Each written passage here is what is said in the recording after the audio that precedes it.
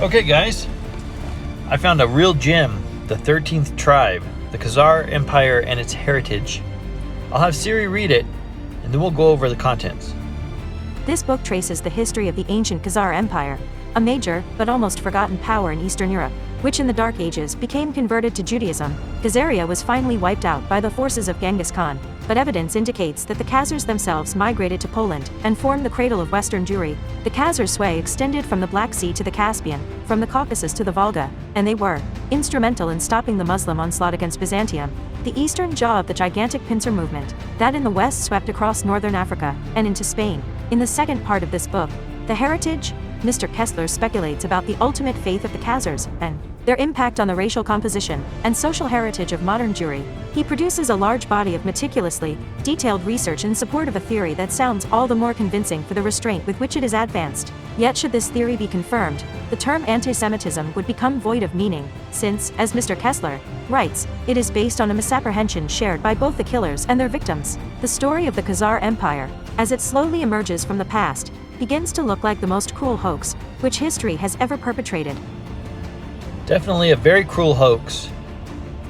I mean, obviously, if you were children of Satan, wouldn't you want to protect yourself? Especially if the whole world had become Christian. And basically, your head is on a chopping block if you ever were found to be Lucifer's children. But yeah, check it out, guys. Part 1. Rise and Fall of the Khazars. In Khazaria, sheep, honey, and Jews exist in large quantities. Mucadici Descriptio Imperii Islamici, 10th century. I rise. About the time when Charlemagne was crowned Emperor of the West, the eastern confines of Europe between the Caucasus and the Volga were ruled by a Jewish state, known as the Khazar Empire. At the peak of its power from the 7th to the 10th centuries AD, it played a significant part in shaping the destinies of medieval, and consequently, of modern, Europe. The Byzantine emperor and historian, Constantine Porphyrogenitus, 913–959, must have been well aware of this when he recorded in his treatise on Court Protocol 1, that letters addressed to the Pope in Rome and, similarly those to the Emperor of the West, had a gold seal worth 2 solidi attached to them, whereas messages to the King of the Khazars displayed a seal worth 3 solidi. This was not flattery, but realpolitik. In the period with which we are concerned, wrote Barry, it is probable that the Khan of the Khazars was of little less importance in view of the imperial foreign policy than Charles the Great and his successors too.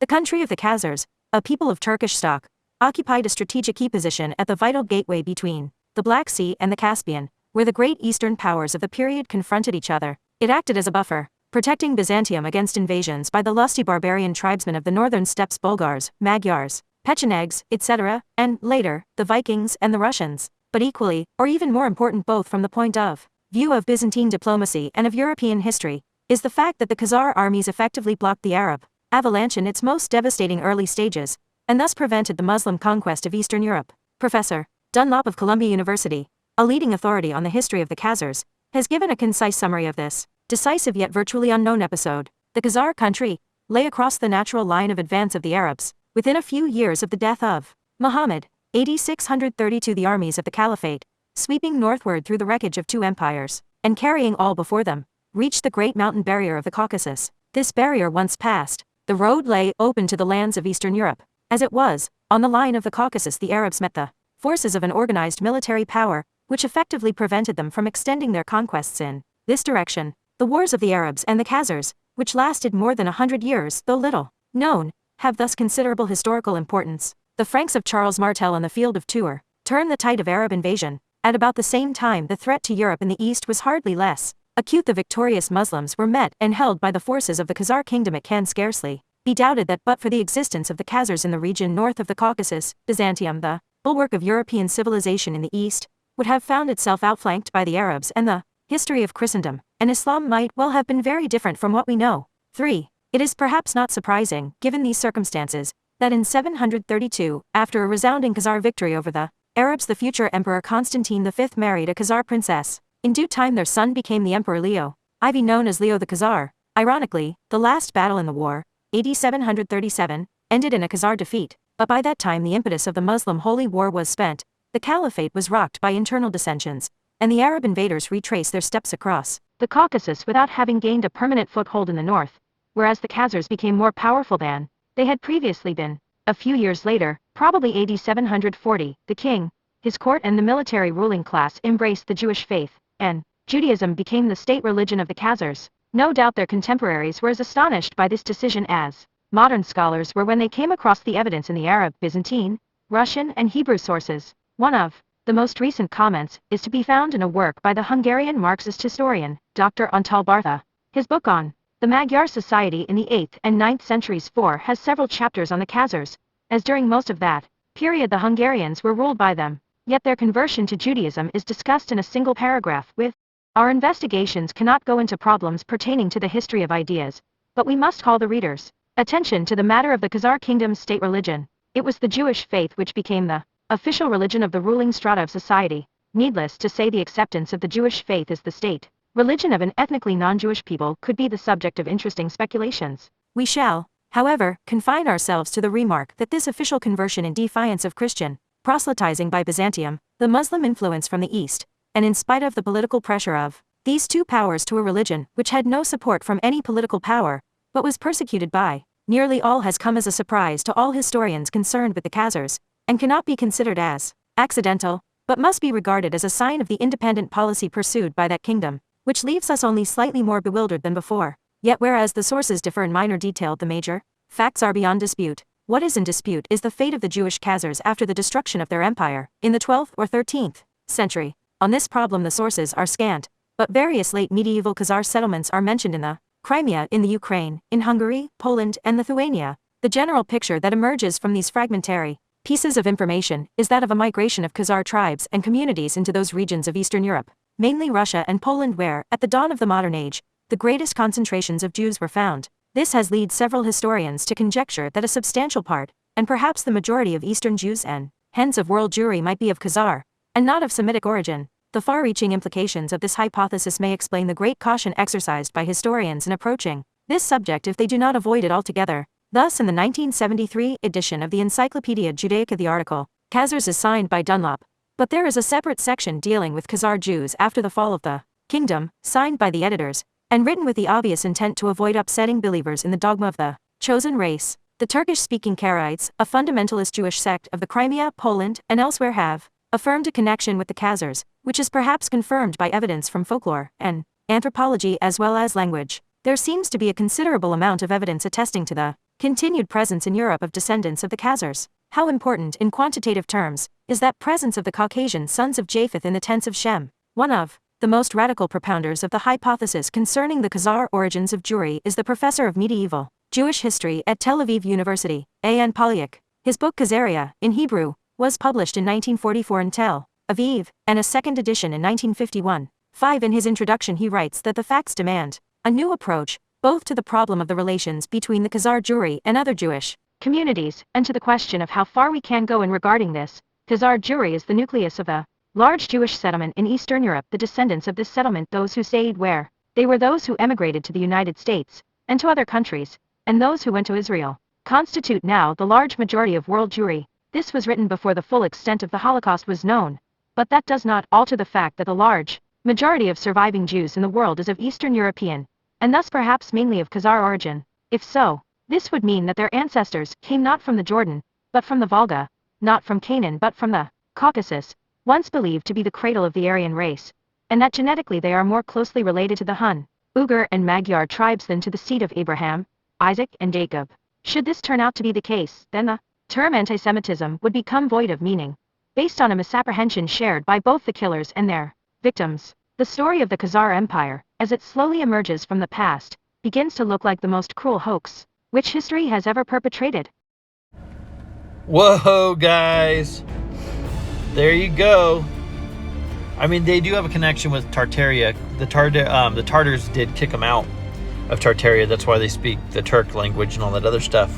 But then again, do we really know what the Tartarian language is? It still spoken, or is it an extinct language? Because, I mean, if you look at it, I mean, they could be kind of related if you look at it in the Judean perspective.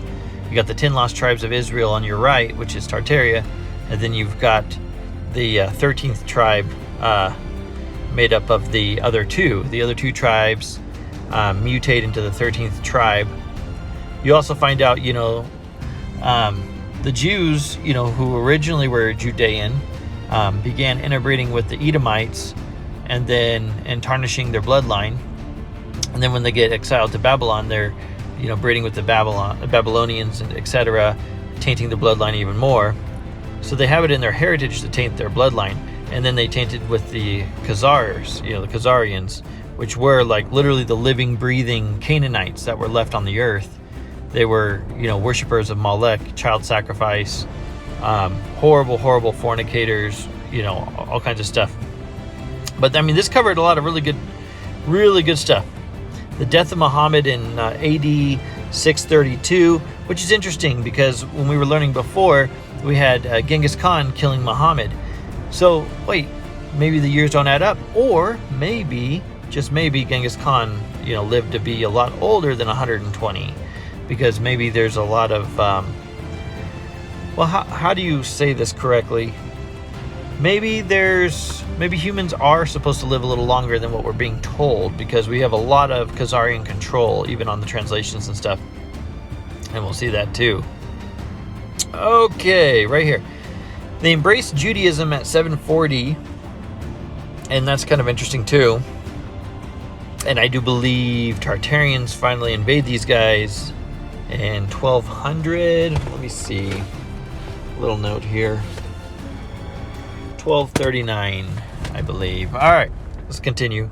Attila was, after all, merely the king of a kingdom of tents. His state passed away, whereas the despised city of Constantinople remained a power. The tents vanished, the towns remained. The Hun state was a whirlwind. Thus Castle, 6th and 19th century Orientalist, implying that the Khazars shared, for similar reasons, a similar fate. Yet, the Hun presence on the European scene lasted a mere 80 years, whereas the kingdom of the Khazars held its own. For the best part of 4 centuries, they too lived chiefly in tents, but they also had large urban settlements, and were in the process of transformation from a tribe of nomadic warriors into a nation of farmers, cattle breeders, fishermen, vine growers, traders, and skilled craftsmen. Soviet archaeologists have unearthed evidence for a relatively advanced civilization which was altogether different from the Hun whirlwind. They found the traces of villages extending over several miles, 7 with houses connected by galleries to huge cattle sheds, sheep pens, and stables. These measured 3x 10 to 14 meters and were supported by columns. 8 some remaining ox plows showed remarkable craftsmanship. So did the preserved artifacts, buckles, clasps, ornamental saddle plates. Well, of course it did. They came from Tartaria, where the greatest architects in the world used to be.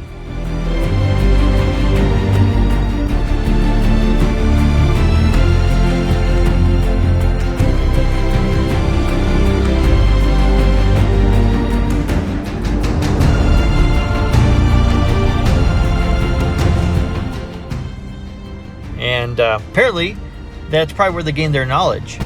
You guys remember the Tartarian anti-meteor weapon? And Tartaria, Gog and Magog Part 2, I believe. Yeah, I mean, the Tartarians had a language that was over 200 characters, or I should say a alphabet that was over 200 characters long.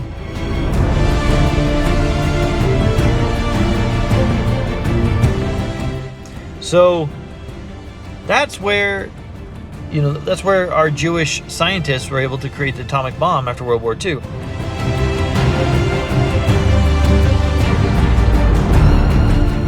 Obviously, they've got some crazy knowledge, and the world's not a bunch of primitive, ox pushers. We were an advanced society before some humongous great war, some great destruction, the last great reset, that sort of thing, guys.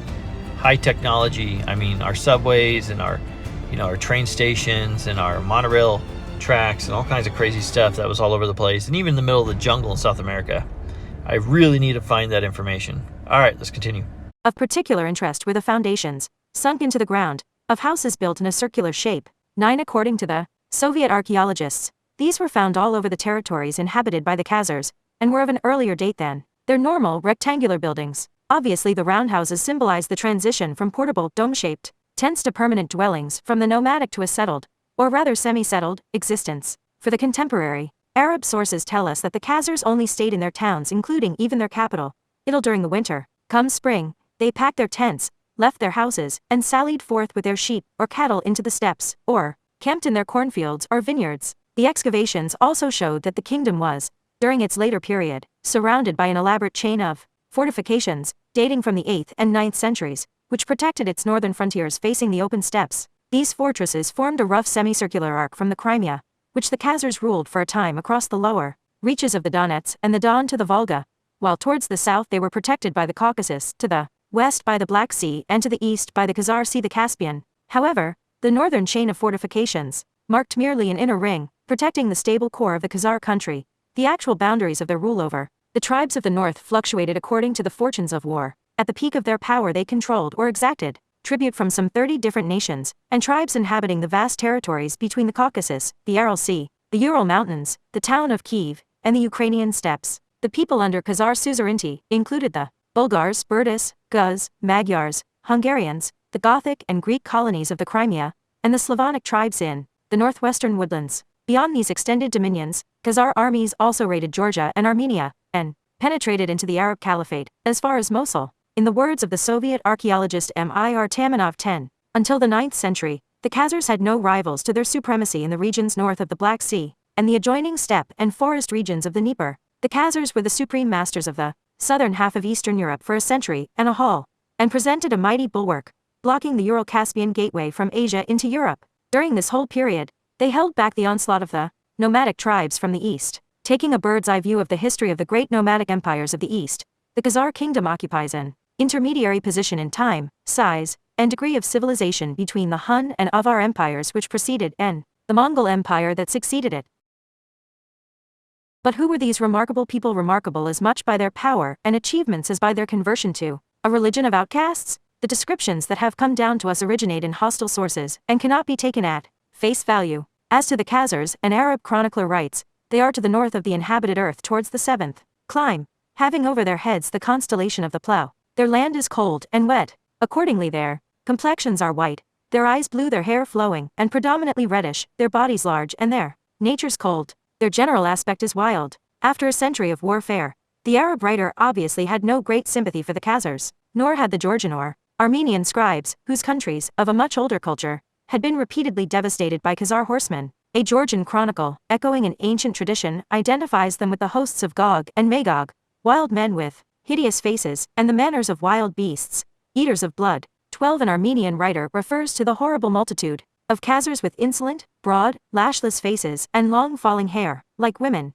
13 Lastly, the Arab geographer, Istakri, one of the main Arab sources, has this to say: the Khazars do not resemble the Turks. They are black-haired, and are of two kinds, one called the Kara Khazars, black Khazars, who are swarthy verging on deep black as if they were a kind of Indian, and a white kind, Ak Khazars, who are strikingly handsome. This is more flattering, but only adds to the confusion, for it was customary among Turkish peoples to refer to the ruling classes or clans as white, to the lower strata as black. Thus there is no reason to believe that the white Bulgars were whiter than the black Bulgars, or that the white Huns, the Ephthalites, who invaded India and Persia in the 5th and 6th centuries, were of fairer skin than the other Hun tribes which invaded Europe. Istakri's black-skinned Khazars, as much else in his and his colleagues' writings, were based on hearsay and legend, and we are none the wiser regarding the Khazars' physical appearance or their ethnic origins. The last question can only be answered in a vague and general way, but it is equally frustrating to inquire into the origins of the Huns, Alans, Avars, Bulgars, Magyars,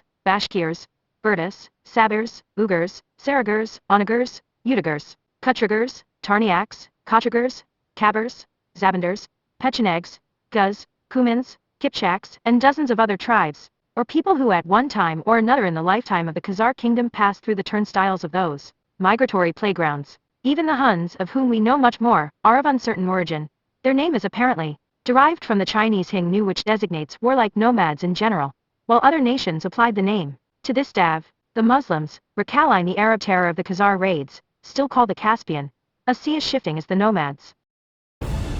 And the plot thickens, guys. Very thickening. We've got a lot of information we just uncovered. I mean, already we could almost kind of paint a picture of these Semites, even though they're not technically Semites. See, the Bible makes it clear too. Judea are the children of God. They will accept his son. They would accept the Messiah. They accept his son. So, just like Israel. So it's kind of interesting, they're definitely not accepting his son. And we found out, if you watch our other videos, you find out there's a lot of satanic stuff along with it. So, but if you haven't watched it, go back and watch the other videos from Quest for Tartaria, and you'll learn a lot of stuff, especially if a lot of this isn't making sense. Just go back and just catch up. Start with Tartaria, Gog and Magog, and just work your way up. Hun in a similarly indiscriminate way to nomadic hordes of all kinds, including the white Huns mentioned above, the Sabers, Magyars, and Khazars. In the 1st century AD, the Chinese drove these disagreeable Hun neighbors westward, and thus started one of those periodic avalanches which swept for many centuries from Asia towards the west. From the 5th century onward, many of these westward-bound tribes were called by the generic name of Turks. The term is also supposed to be of Chinese origin, apparently derived from the name of a hill, and was subsequently used to refer to all tribes who spoke languages with certain common characteristics, the Turkic language group. Thus the term Turk, in the sense in which it was used by medieval writers, and often also by modern ethnologists, refers primarily to language, and not to race. In this sense, the Huns and Khazars were Turkic people. The Khazar language was supposedly a Chuvash dialect of Turkish, which still survives in the autonomous Chuvash Soviet Republic, between the Volga and the Sura. The Chuvash people are actually believed to be descendants of the Bulgars, who spoke a dialect similar to the Khazars. But all these connections are rather tenuous, based on the more or less speculative deductions of Oriental philologists. All we can say with safety is that the Khazars were a Turkic tribe, who erupted from the Asian steppes, probably in the 5th century of our era. The origin of the name Khazar, and the modern derivations to which it gave rise, has also been the subject of much ingenious speculation. Most likely the word is derived from the Turkish root gaz, to wander, and simply means nomad. Of greater interest to the non-specialist are some alleged modern derivations from it, among them the Russian Cossack and the Hungarian Hussar, both signifying martial horseman, and also the German Ketzer heretic, i.e., Jew. If these derivations are correct, they would show that the Khazars had a considerable impact on the imagination of a variety of peoples in the Middle Ages. Some Persian and Arab chronicles provide an attractive combination of legend and gossip column. They may start with the creation and end with stop-press tidbits. Thus Yaqubi, a 9th century Arab historian, traces the origin of the Khazars back to Japheth, 3rd son of Noah. The Japheth motive recurs frequently in the literature, while other legends connect them with Abraham or Alexander the Great. One of the earliest factual references to the Khazars occurs in a Syriac chronicle by Zechariah Reader section dating from the middle of the 6th century. It mentions the Khazars in a list of people who inhabit the region of the Caucasus. Other sources indicate that they were already much in evidence a century earlier, and intimately connected with the Huns. In AD 448, the Byzantine Emperor Theodosius II sent an embassy to Attila which included a famed rhetorician by name of Priscus. He kept a minute account not only of the diplomatic negotiations, but also of the court intrigues and goings-on in Attila's sumptuous banqueting hall. He was in fact the perfect gossip columnist, and is still one of the main sources of information about Hun customs and habits. But Priscus also has anecdotes to tell about a people subject to the Huns whom he calls the Khazars, that is, very likely, the Ak Khazars, or White Khazars, as distinct from the Black Khazars. The Byzantine emperor, Priscus tells us, tried to win this warrior race over to his side, but the greedy Khazar chieftain, named Karadach, considered the bribe offered to him inadequate, and sided with the Huns. Attila defeated Karadach's rival chieftains, installed him as the sole ruler of the Khazars, and invited him to visit his court. Karadach thanked him profusely for the invitation, and went on to say that it would be too hard on a mortal man to look into the face of a god. For, as one cannot stare into the sun's disk, even less could one look into the face of the greatest god without suffering injury. Attila must have been pleased, for he confirmed Karadach in his rule. Priscus's chronicle confirms that the Khazars appeared on the European scene about the middle of the 5th century as a people under Hunnish sovereignty, and may be regarded, together with the Magyars and other tribes, as a later offspring of Attila's horde. The collapse of the Hun Empire after Attila's death left a power vacuum in Eastern Europe, through which once more, wave after wave of nomadic hordes swept from east to west. Prominent among them the Uyghurs and Avars. The Khazars during most of this period seemed to be happily occupied with raiding the rich Transcaucasian regions of Georgia and Armenia, and collecting precious plunder. During the second half of the 6th century, they became the dominant force among the tribes north of the Caucasus. A number of these tribes, the Sabers, Sargars, Samdurs, Balangers, etc., it is amusing to note that while the British in World War I used the term Hun in the same pejorative sense, in my native Hungary school children were taught to look up to our glorious Hun forefathers with patriotic pride. An exclusive rowing club in Budapest was called Hunia. Attila is still a popular first name, but not the Magyars, whose language belongs to the Finno-Ugrian language group. Hussar is probably derived via the Serbo-Croat from Greek references to Khazars. section, it was actually written by an anonymous compiler, and named after an earlier Greek historian whose work is summarized in the compilation. The Khazars are also mentioned as a nation of warriors by Jordanes, the great Goth historian, a century later, and the so-called Giarat Ravenna X Dressel identifies them with the Khazars. This is accepted by the most modern authorities. They are from this date onward no longer mentioned by name in the sources.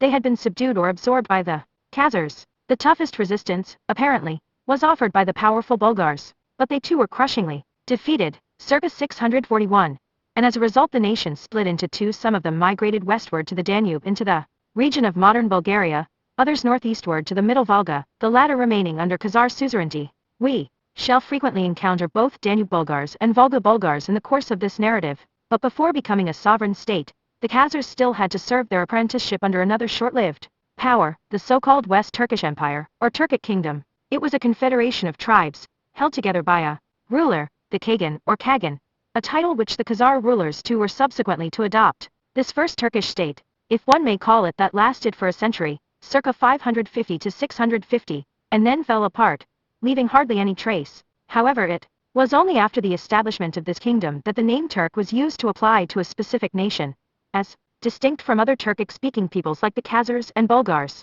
The Khazars had been under Hun tutelage, then under Turkish tutelage. After the eclipse of the Turks in the middle of the 7th century, it was their turn to rule the kingdom of the north, as the Persians and Byzantines came to call it. According to one tradition, 15 the great Persian king Khusro, Chosroes, and Ashurwan, the Blessed had 3 golden guest thrones in his palace, reserved for the emperors of Byzantium, China, and of the Khazars. No state visits from these potentates materialized, and the golden thrones, if they existed, must have served a purely symbolic purpose. But whether fact or legend, the story fits in well with Emperor Constantine's official account of the triple gold seal, assigned by the imperial chancery to the ruler of the Khazars.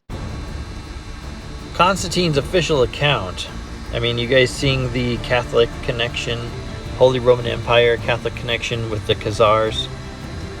You know, the Catholic Church and the Illuminati, all that kind of stuff. The Khazarians.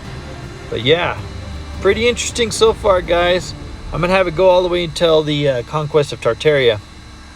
Thus, during the first few decades of the 7th century, just before the Muslim hurricane was unleashed from Arabia, the Middle East was dominated by a triangle of powers, Byzantium, Persia, and the West Turkish Empire. The first two of these had been waging intermittent war against each other for a century, and both seemed on the verge of collapse. In the sequel, Byzantium recovered, but the Persian kingdom was soon to meet its doom, and the Khazars were actually in on the kill. They were still nominally under the suzerainty of the West Turkish kingdom, within which they represented the strongest effective force, and to which they were soon to succeed. Accordingly, in 627, the Roman Emperor Heraclius concluded a military alliance with the Khazars, the first of several to follow in preparing his decisive campaign against Persia. There are several versions of the role played by the Khazars in that campaign, which seems to have been somewhat inglorious, but the principal facts are well established. The Khazars provided Heraclius with 40,000 horsemen under a chieftain named Zebul, who participated in the advance into Persia, but then presumably fed up with the cautious strategy of the Greeks, turned back to lay siege on Tiflis.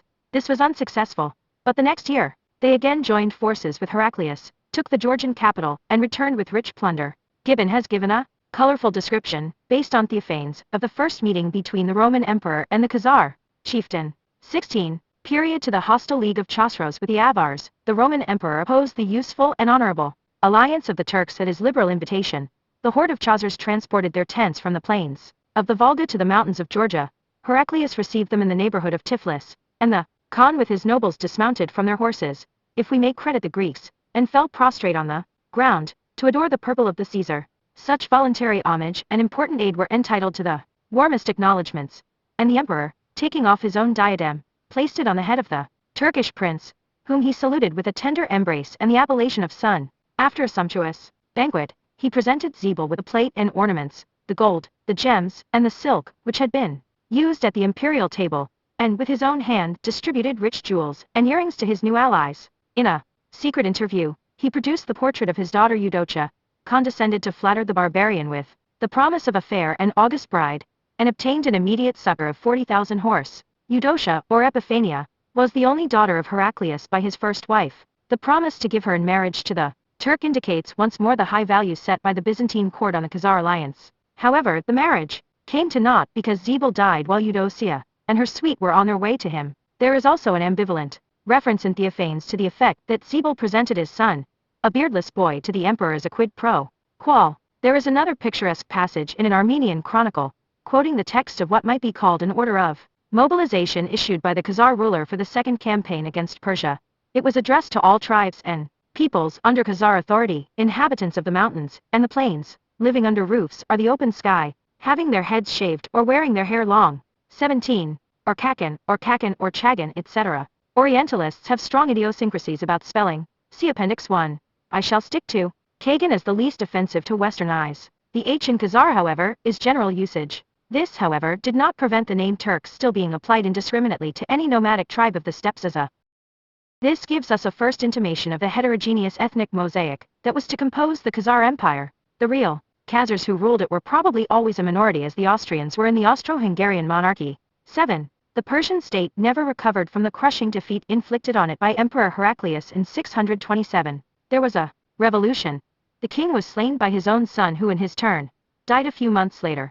A child was elevated to the throne, and after 10 years of anarchy and chaos, the first Arab armies to erupt on the scene delivered the coup de grace to the Sassanid Empire. At about the same time, the West Turkish Confederation dissolved into its tribal components. A new triangle of powers replaced the previous one, the Islamic Caliphate, Christian Byzantium, and the newly emerged Khazar Kingdom of the North. It fell to the latter to bear the brunt of the Arab attack in its initial stages, and to protect the plains of Eastern Europe from the invaders. In the first 20 years of the Hijra, Muhammad's flight to Medina in 622, with which the Arab calendar starts, the Muslims had conquered Persia, Syria, Mesopotamia, Egypt, and surrounded the Byzantine heartland, the present-day Turkey, in a deadly semicircle, which extended from the Mediterranean to the Caucasus and the southern shores of the Caspian. The Caucasus was a formidable natural obstacle, but no more forbidding than the Pyrenees, and it could be negotiated by the pass of Darial, or bypassed through the defile of Darband, along the Caspian shore. This fortified defile, called by the Arabs Bab al-Abwab, the Gate of Gates, was a kind of historic turnstile through which the Khazars and other marauding tribes had from time immemorial attacked the countries of the south and retreated again. Now it was the turn of the Arabs. Between 642 and 652 they repeatedly broke through the Darband Gate, and advanced deep into Khazaria, attempting to capture Balanger, the nearest town, and thus secure a foothold on the European side of the Caucasus. They were beaten back on every occasion in this first phase of the Arab-Khazar War, the last time in 652 in a great battle in which both sides used artillery, catapults, and ballistae. 4,000 Arabs were killed, including their commander, Abdurrahman ibn Rabia. The rest fled in disorder across the mountains. For the next 30 or 40 years the Arabs did not attempt any further incursions into the Khazar stronghold. Their main attacks were now aimed at Byzantium. On several occasions, one they laid siege to Constantinople by land, and by sea. Had they been able to outflank the capital across the Caucasus and round the Black Sea, the fate of the Roman Empire would probably have been sealed. The Khazars, in the meantime, having subjugated the Bulgars and Magyars, completed their western expansion into the Ukraine and the Crimea. But these were no longer haphazard raids to amass booty and prisoners. They were wars of conquest, incorporating the conquered people into an empire with a stable administration, ruled by the mighty Kagan, who appointed as provincial governors to administer and levy taxes in the conquered territories. At the beginning of the 8th century their state was sufficiently consolidated for the Khazars to take the offensive against the Arabs. From a distance of more than 1,000 years, the period of intermittent warfare that followed, the so-called Second Arab War, 722–37, looks like a series of tedious episodes on a local scale, following the same repetitive pattern, the Khazar cavalry in their heavy armor breaking through the pass of Darial, or the Gate of Darband, into the Caliph's domains to the south, followed by Arab counterthrusts through the same pass or the defile, towards the Volga and back again. Looking thus through the wrong end of the telescope, one is reminded of the old jingle about the noble Duke of York who had 10,000 men. He marched them up to the top of the hill, and he marched them down again. In fact, the Arab sources, though they often exaggerate, speak of armies of 100,000, even of 300,000 men, engaged on either side, probably outnumbering the armies which decided the fate of the Western world at the Battle of Tours about the same time. The death-defying fanaticism which characterized these wars is illustrated by episodes such as the suicide by fire of a whole Khazar town as an alternative to surrender, the poisoning of the water supply of Bab al-Abwab by an Arab general, or by the traditional exhortation which would halt the rout of a defeated Arab army and make it fight to the last man. To the Garden Muslims, not the fire, the joys of paradise being assured to every Muslim soldier killed in the Holy War. At one stage during these 15 years of fighting, the Khazars overran Georgia and Armenia, inflicted a total defeat on the Arab army in the Battle of Ardabil, AD 730, and advanced as far as Mosul and Diyarbakir, more than halfway to Damascus, capital of the Caliphate. But a freshly raised Muslim army stemmed the tide, and the Khazars retreated homewards across the mountains. The next year, Maslama ibn Abd al-Malik, most famed Arab general of his time, who had formerly commanded the siege of Constantinople, took Balanger and even got as far as Samandar, another large Khazar town further north. But once more the invaders were unable to establish a permanent garrison, and once more they were forced to retreat across the Caucasus. The sigh of relief experienced in the Roman Empire assumed a tangible form through another dynastic alliance, when the heir to the throne was married to a Khazar princess, whose son was to rule Byzantium as Leo the Khazar. The last Arab campaign was led by the future Caliph Marwan II, and ended in a Pyrrhic victory. Marwan made an offer of alliance to the Khazar Khagan, then attacked by surprise through both passes. The Khazar army, unable to recover from the initial shock, retreated as far as the Volga. The Khagan was forced to ask for terms. Marwan, in accordance with the routine followed in other conquered countries, requested the Khagan's conversion to the true faith. Well, these wars were absolutely nuts back then, and the numbers aren't lying. I see a lot of old paintings and depictions of historical battles, even Tartarian battles, where the numbers were way more. I even remember that Tartarian map on the one video that we posted about the buildings they were finding in Siberia that were under the ground, or under the mud, kind of like Mudflood buildings. They said, the Arabs had said that the Tartarians had 1,000 cities. Well, guys, if you take 1,000 cities and, you know, however many people, even if you take the minimum amount of people that makes a city, I mean, we're talking about billions. And then he was talking about like the capital Tartaria, right on the coast of the Siberian coast. And I mean, it would have held billions of people in just that one city. So, I mean, guys, we are living in the post-apocalypse. They weren't. We are. That's my theory.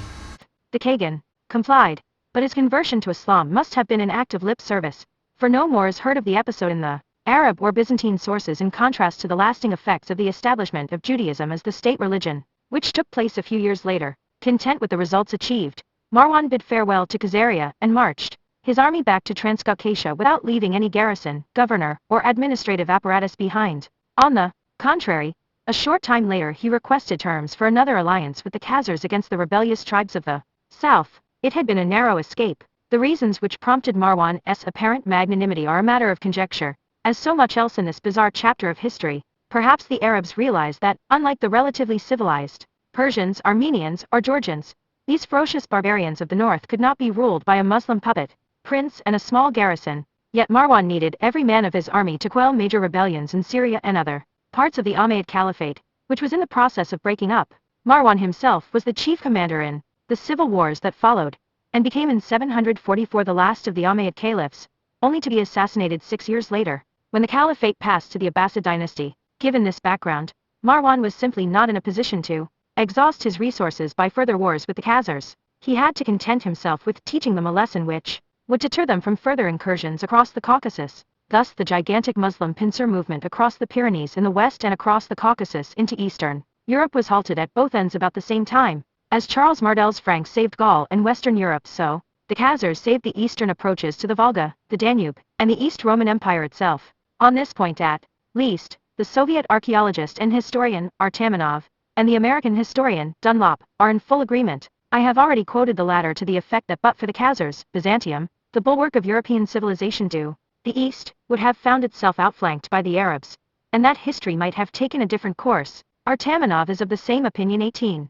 Khazaria was the first feudal state in Eastern Europe, which ranked with the Byzantine Empire and the Arab Caliphate. It was only due to the powerful Khazar attacks, diverting the tide of the Arab armies to the Caucasus, that Byzantium withstood them. Lastly, the professor of Russian history in the University of Oxford, Dmitry Obolinsky, 19. The main contribution of the Khazars to world history was their success in holding the line of the Caucasus against the northward onslaught of the Arabs. Marwan was not only the last Arab general to attack the Khazars, he was also the last caliph to pursue an expansionist policy devoted, at least in theory, to the ideal of making Islam triumph all over the world. With the Abbasid caliphs, the wars of conquest ceased, The revived influence of the old Persian culture created a mellower climate, and eventually, gave rise to the splendors of Baghdad under Harun al-Rashid.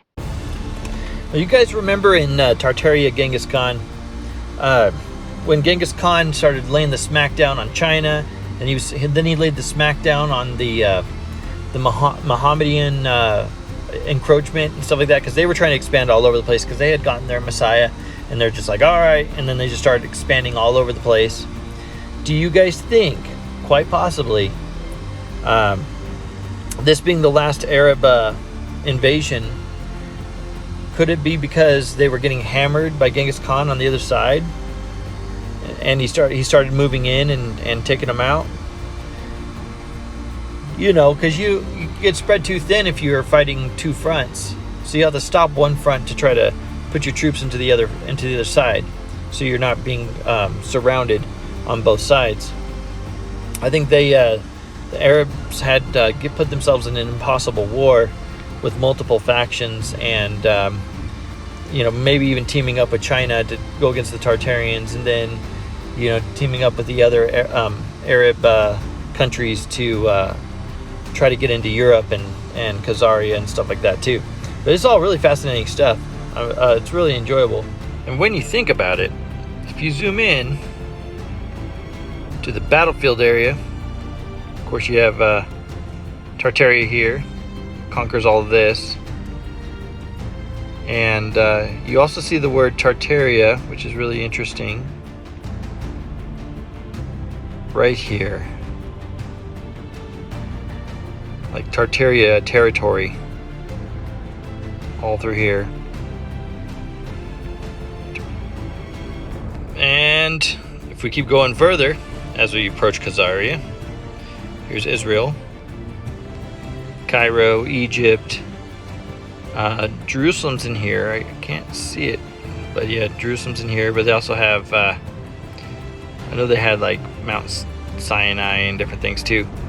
But, well, here it is. There's Jerusalem. And then, of course, Noah's Ark. But as we approach, and of course you got your Euphrates and stuff like that. That's why these guys are Gog and Magog, because they come down here, cross the Euphrates, to attack the two witnesses after they resurrect from the dead. But yeah, so here's your Kazaria here. But Tartarian,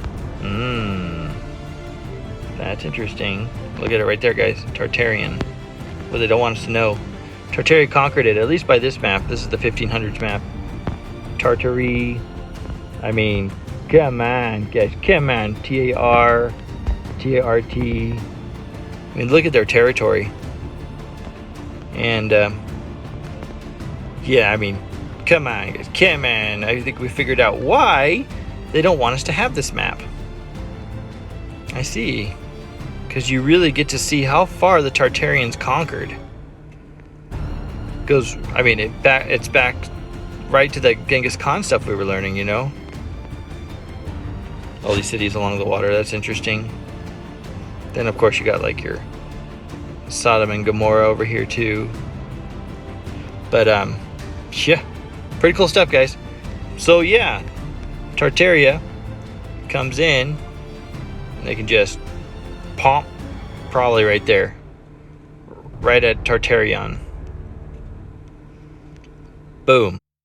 During the long lull between the First and Second Arab Wars, the Khazars became involved in one of the more lurid episodes of Byzantine history, characteristic of the times, and of the role the Khazars played in it. In AD 685, Justinian II Renomatus became East Roman Emperor at the age of 16. Gibbon, in his inimitable way, has drawn the youth's portrait. 20. His passions were strong. His understanding was feeble, and he was intoxicated with a foolish pride. His favorite ministers were two beings the least susceptible of human sympathy, a eunuch and a monk. The former corrected the emperor's mother with a scourge, the latter suspended the insolvent tributaries, with their heads downwards, over a slow and smoky fire. After 10 years of intolerable misrule there was a revolution, and the new emperor, Leontius, ordered Justinian's mutilation and banishment. 21. The amputation of his nose, perhaps of his tongue, was imperfectly performed. The happy flexibility of the Greek language could impose the name of Renomatus, cut-off nose, and the mutilated tyrant was banished to Cherson in Crim Tartary, a lonely settlement where corn, wine and oil were imported as foreign luxuries. 1. During his exile in Cherson, Justinian kept plotting to regain his throne. After 3 years he saw his chances improving when, back in Byzantium, Leontius was dethroned, and also had his nose cut off. Justinian escaped from Cherson into the Khazar-ruled town of Doros in the Crimea, and had a meeting with the Khagan of the Khazars, King Busir or Bazar. The Khagan must have welcomed the opportunity of putting his fingers into the rich pie of Byzantine dynastic policies, for he formed an alliance with Justinian and gave him his sister in marriage. This sister, who was baptized by the name of Theodora, and later duly crowned. The probable date for the conversion is around AD 740, see below. The treatment meted out to Justinian was actually regarded as an act of leniency. The general tendency of the period was to humanize the criminal law by substituting mutilation for capital punishment, amputation of the hand for thefts or nose. Did you guys catch that? The Crimean Tartars? The Crim Tartary? Right there, guys. The year 740. We're seeing Tartars. Tartars over there. Tribes of Israel. Khazars are converting over to Judaism. Is this ringing any bells, guys? Let's just paint the picture. So, let's just call the Khazars Canaanites. So, these Canaanites have a group of, a line of Israel living with them called the Crimean Tartars. And they convert over to Judaism to protect themselves from the stuff they're doing at nighttime, you know, sacrificing the children and all this other stuff. So, anyway, hopefully I got your gears going.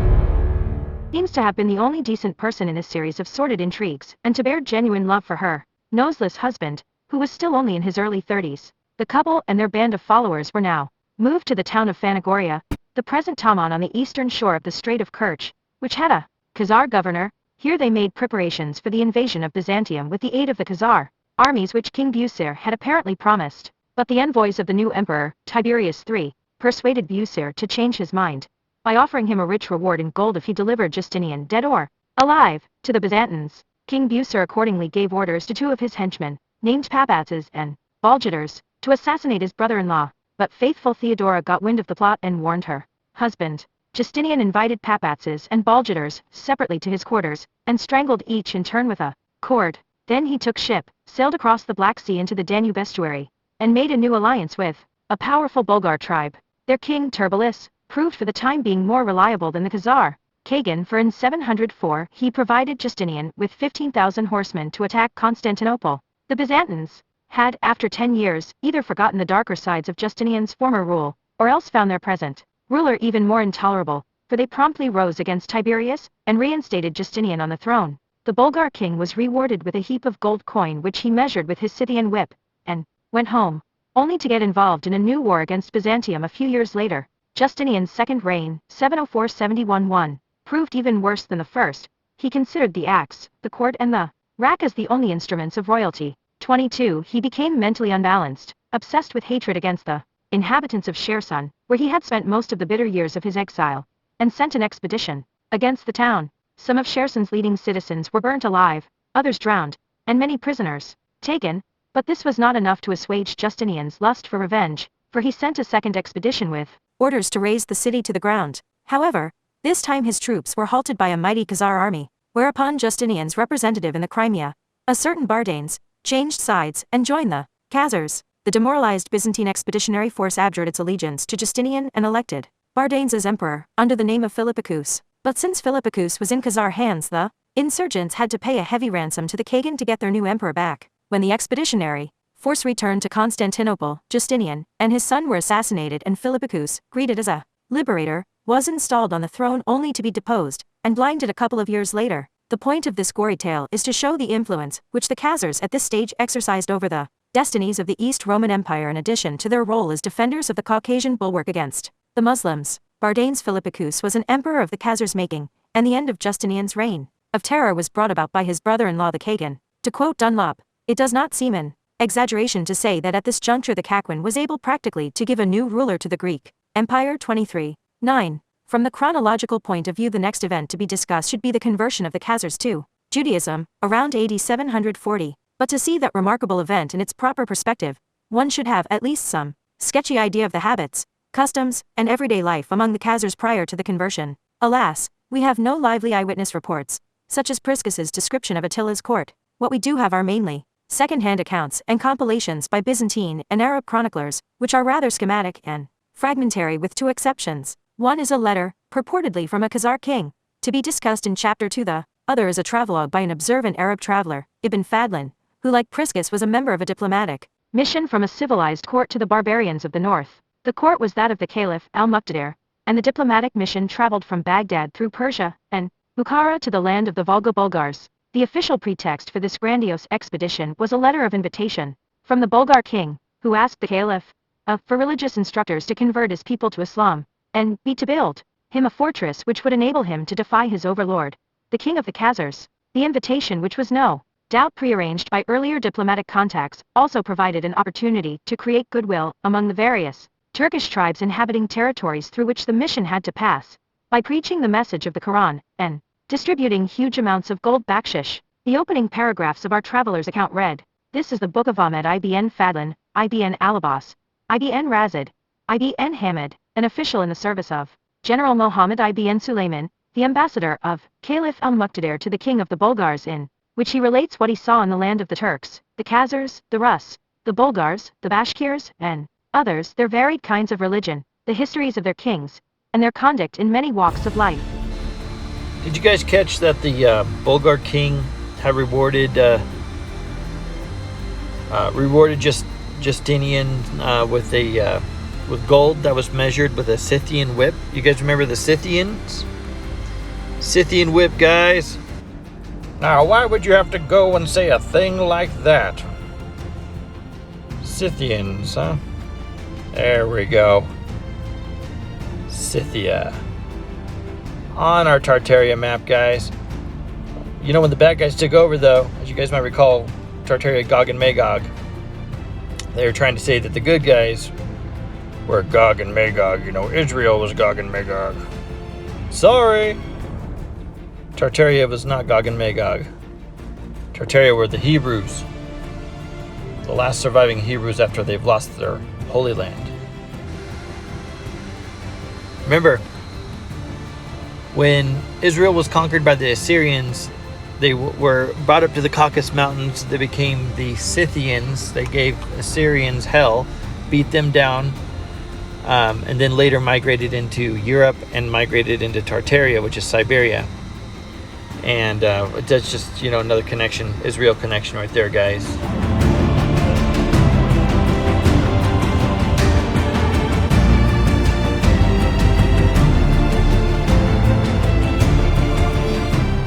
So there's a lot of stuff connected to Israel. You gotta open your eyes for it, though, guys. The letter of the king of the Bulgars reached the commander of the faithful, al-Muqtadir. He asked him therein to send him someone to give him religious instruction, and acquaint him with the laws of Islam too, build him a mosque and a pulpit, so that he may carry out his mission of converting the people all over his country. He also entreated the caliph to build him a fortress to defend himself against hostile kings. Everything that the king asked for was granted by the caliph. I was chosen to read the caliph's message to the king, to hand over the gifts the caliph sent him, and to supervise the work of the teachers and interpreters of the law. There follow some details about the financing of the mission and names of participants. And so we started on Thursday, the 1st Safar of the year 309, June 21st, 8921, from the city of Peace, Baghdad, capital of the Caliphate. The date of the expedition, it will he noted, is much later than the events described in the previous section, but as far as the customs and institutions of the Khazars' pagan neighbors are concerned, this probably makes not much difference, and the glimpses we get of the life of these nomadic tribes convey at least some idea of what life among the Khazars may have been during that earlier period before the conversion, when they adhered to a form of shamanism, similar to that still practiced by their neighbors in Ibn Fadlan's time. The progress of the mission was slow and apparently uneventful until they reached Khwarizm, the border province of the Caliphate south of the Sea of Aral. Here the governor in charge of the province tried to stop them from proceeding further by arguing that between his country and the kingdom of the Bulgars, there were 1,000 tribes of disbelievers who were sure to kill them. In fact, his attempts to disregard the caliph's instructions to let the mission pass might have been due to other motives. He realized that the mission was indirectly aimed against the Khazars, with whom he maintained a flourishing trade and friendly relations. In the end, however, he had to give in, and the mission was allowed to proceed to Gurganj on the estuary of the Amudarya. Here they hibernated for 3 months, because of the intense cold, a factor which looms large in many Arab travelers' tales. The river was frozen for 3 months. We looked at the landscape, and thought that the gates of the cold hell had been opened for us. Verily, I saw that the marketplace and the streets were totally empty because of the cold. Once, when I came out of the bath and got home, I saw that my beard had frozen into a lump of ice, and I had to thaw it in front of the fire. I stayed for some days in a house which was inside of another house compound, and in which there stood a Turkish felt tent, and I lay inside the tent wrapped in clothes and furs, but nevertheless my cheeks often froze to the cushion. Around the middle of February the thaw set in. The mission arranged to join a mighty caravan of 5,000 men and 3,000 pack animals to cross the northern steppes, and bought the necessary supplies, camels, skin boats made of camel hides, for crossing rivers, bread, millet and spiced meat for 3 months. The natives warned them about the even more frightful cold in the north, and advised them what clothes to wear. So each of us put on a kurdak, camisole, over that a woolen kaftan, over that a buslan, for lined coat, over that a burqa for coat, and a fur cap, under which only the eyes could be seen, a simple pair of underpants, and a lined pair, and over them the trousers, house shoes of kamit, shagreen leather, and over these also, another pair of boots. And when one of us mounted a camel, he was unable to move because of his clothes. Ibn Fadlan, the fastidious Arab, like neither the climate nor the people of Khwarizm. They are, in respect of their language and constitution, the most repulsive of men. Their language is like the chatter of starlings. At a day's journey there is a village called Ardqua whose inhabitants are called Cardals. Their language sounds entirely like the croaking of frogs. They left on March 3rd, and stopped for the night in a caravanserai called Zangan, the gateway to the territory of the Guz Turks. From here onward the mission was in foreign land, entrusting our fate to the all-powerful and exalted God. During one of the frequent snowstorms, Ibn Fadlan rode next to a Turk, who complained, "What does the ruler want from us? He is killing us with cold. If we knew what he wants we would give it to him." Ibn Fadlan, "All he wants is that you people should say there is no God save Allah." The Turk laughed. "If we knew that it is so we should say so." There are many such incidents, which Ibn Fadlan reports without appreciating the independence of mind which they reflect. Nor did the envoy of the Baghdad court appreciate the nomadic tribesmen's fundamental contempt for authority. The following episode also occurred in the country of the powerful Guz Turks, who paid tribute to the Khazars and, according to some sources, were closely related to them. 24. The next morning one of the Turks met us. He was ugly in build, dirty in appearance, contemptible in manners, base in nature, and we were moving through a heavy rain. Then he said, "Halt." Then the whole caravan of 3,000 animals and 5,000 men halted. Then he said, "Not a single one of you is allowed to go on." We halted then, obeying his orders. Then we said to him, "We are friends of the Kuturkan, Viceroy." He began to laugh and said, "Who is the Kuturkan?" I shit on his beard. Then he said, "Bread." I gave him a few loaves of bread. He took them and said, "Continue your journey. I have taken pity on you."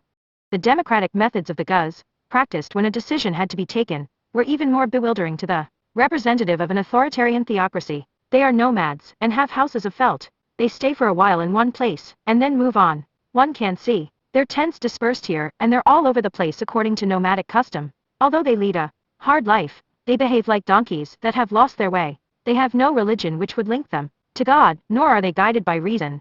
They do not worship anything. Instead, they call their headmen lords. When one of them consults his chieftain, he asks, "O Lord, what shall I do in this or that matter?" The course of action they adopt is decided by taking counsel among themselves. But when they have decided on a measure and are ready to carry it through, even the humblest and lowliest among them can come and disrupt that decision. The sexual mores of the Guz and other tribes were a remarkable mixture of liberalism and savagery. Their women wear no veils in the presence of their men or strangers, nor do the women cover any parts of their bodies in the presence of people. One day we stayed at the place of a Guz, and were sitting around. His wife was also present. As we conversed, the woman uncovered her private parts and scratched them, and we all saw it. Thereupon we covered our faces, and said, "May God forgive me." The husband laughed, and said to the interpreter, tell them we uncover it in your presence, so that you may see and restrain yourselves. But it cannot be attained. This is better than when it is covered up, and yet attainable adultery is alien to them.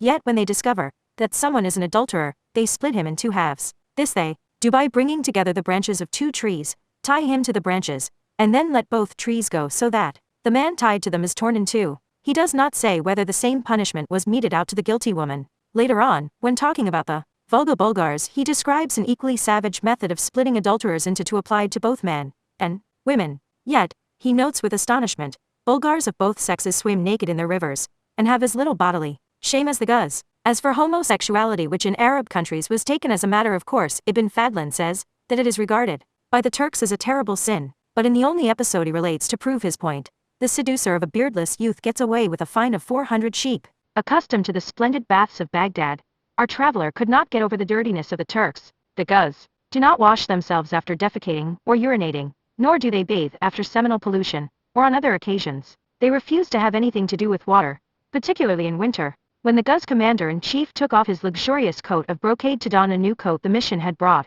him, they saw that his underclothes were fraying apart from dirt, for it is their custom never to take off the garment. They wear clothes to their bodies until it disintegrates. Another Turkish tribe, the Bashkirs, shave their beards and eat their lice. They search the folds of their undergarments, and crack the lice with their teeth. When Ibn Fadlan watched a Bashkir do this, the latter remarked to him, "They are delicious." All in all, it is not an engaging picture. Our fastidious traveler's contempt for the barbarians was profound, but it was only aroused by their uncleanliness, and what he considered as indecent exposure of the body. The savagery of their punishments and sacrificial rites leave him quite indifferent. Thus he describes the Bulgars' punishment for manslaughter with detached interest, without as otherwise frequent expressions of indignation.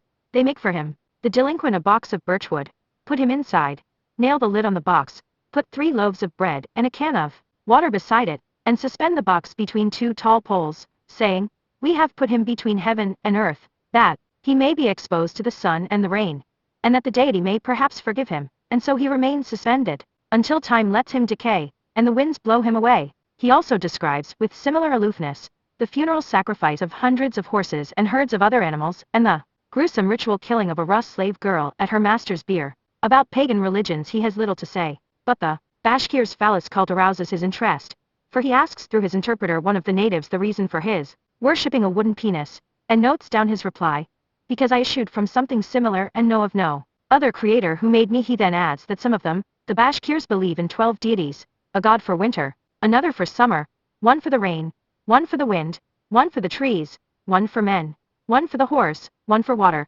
one for the night, one for the day, a god of death, and one for the earth, while that God who dwells in the sky is the greatest among them, but takes counsel with the others, and thus all are contented with each other's doings. We have seen a group among them which worships snakes, and a group which worships fish, and a group which worships cranes. Among the Volga Bulgars, Ibn Fadlan found a strange custom. When they observe a man who excels through quick-wittedness and knowledge, they say, "For this one it is more befitting to serve our Lord." They seize him, put a rope round his neck, and hang him on a tree where he is left until he rots away. I will note this. It says the date of the expedition, it will be noted, is much later than the events described in the previous section, but as far as the customs and institutions of the Khazars' pagan neighbors are concerned, this probably makes not much difference, and the glimpses we get of the life of these nomadic tribes conveys at least some idea of what life among the Khazars may have been during the earlier period before their conversion to Judaism.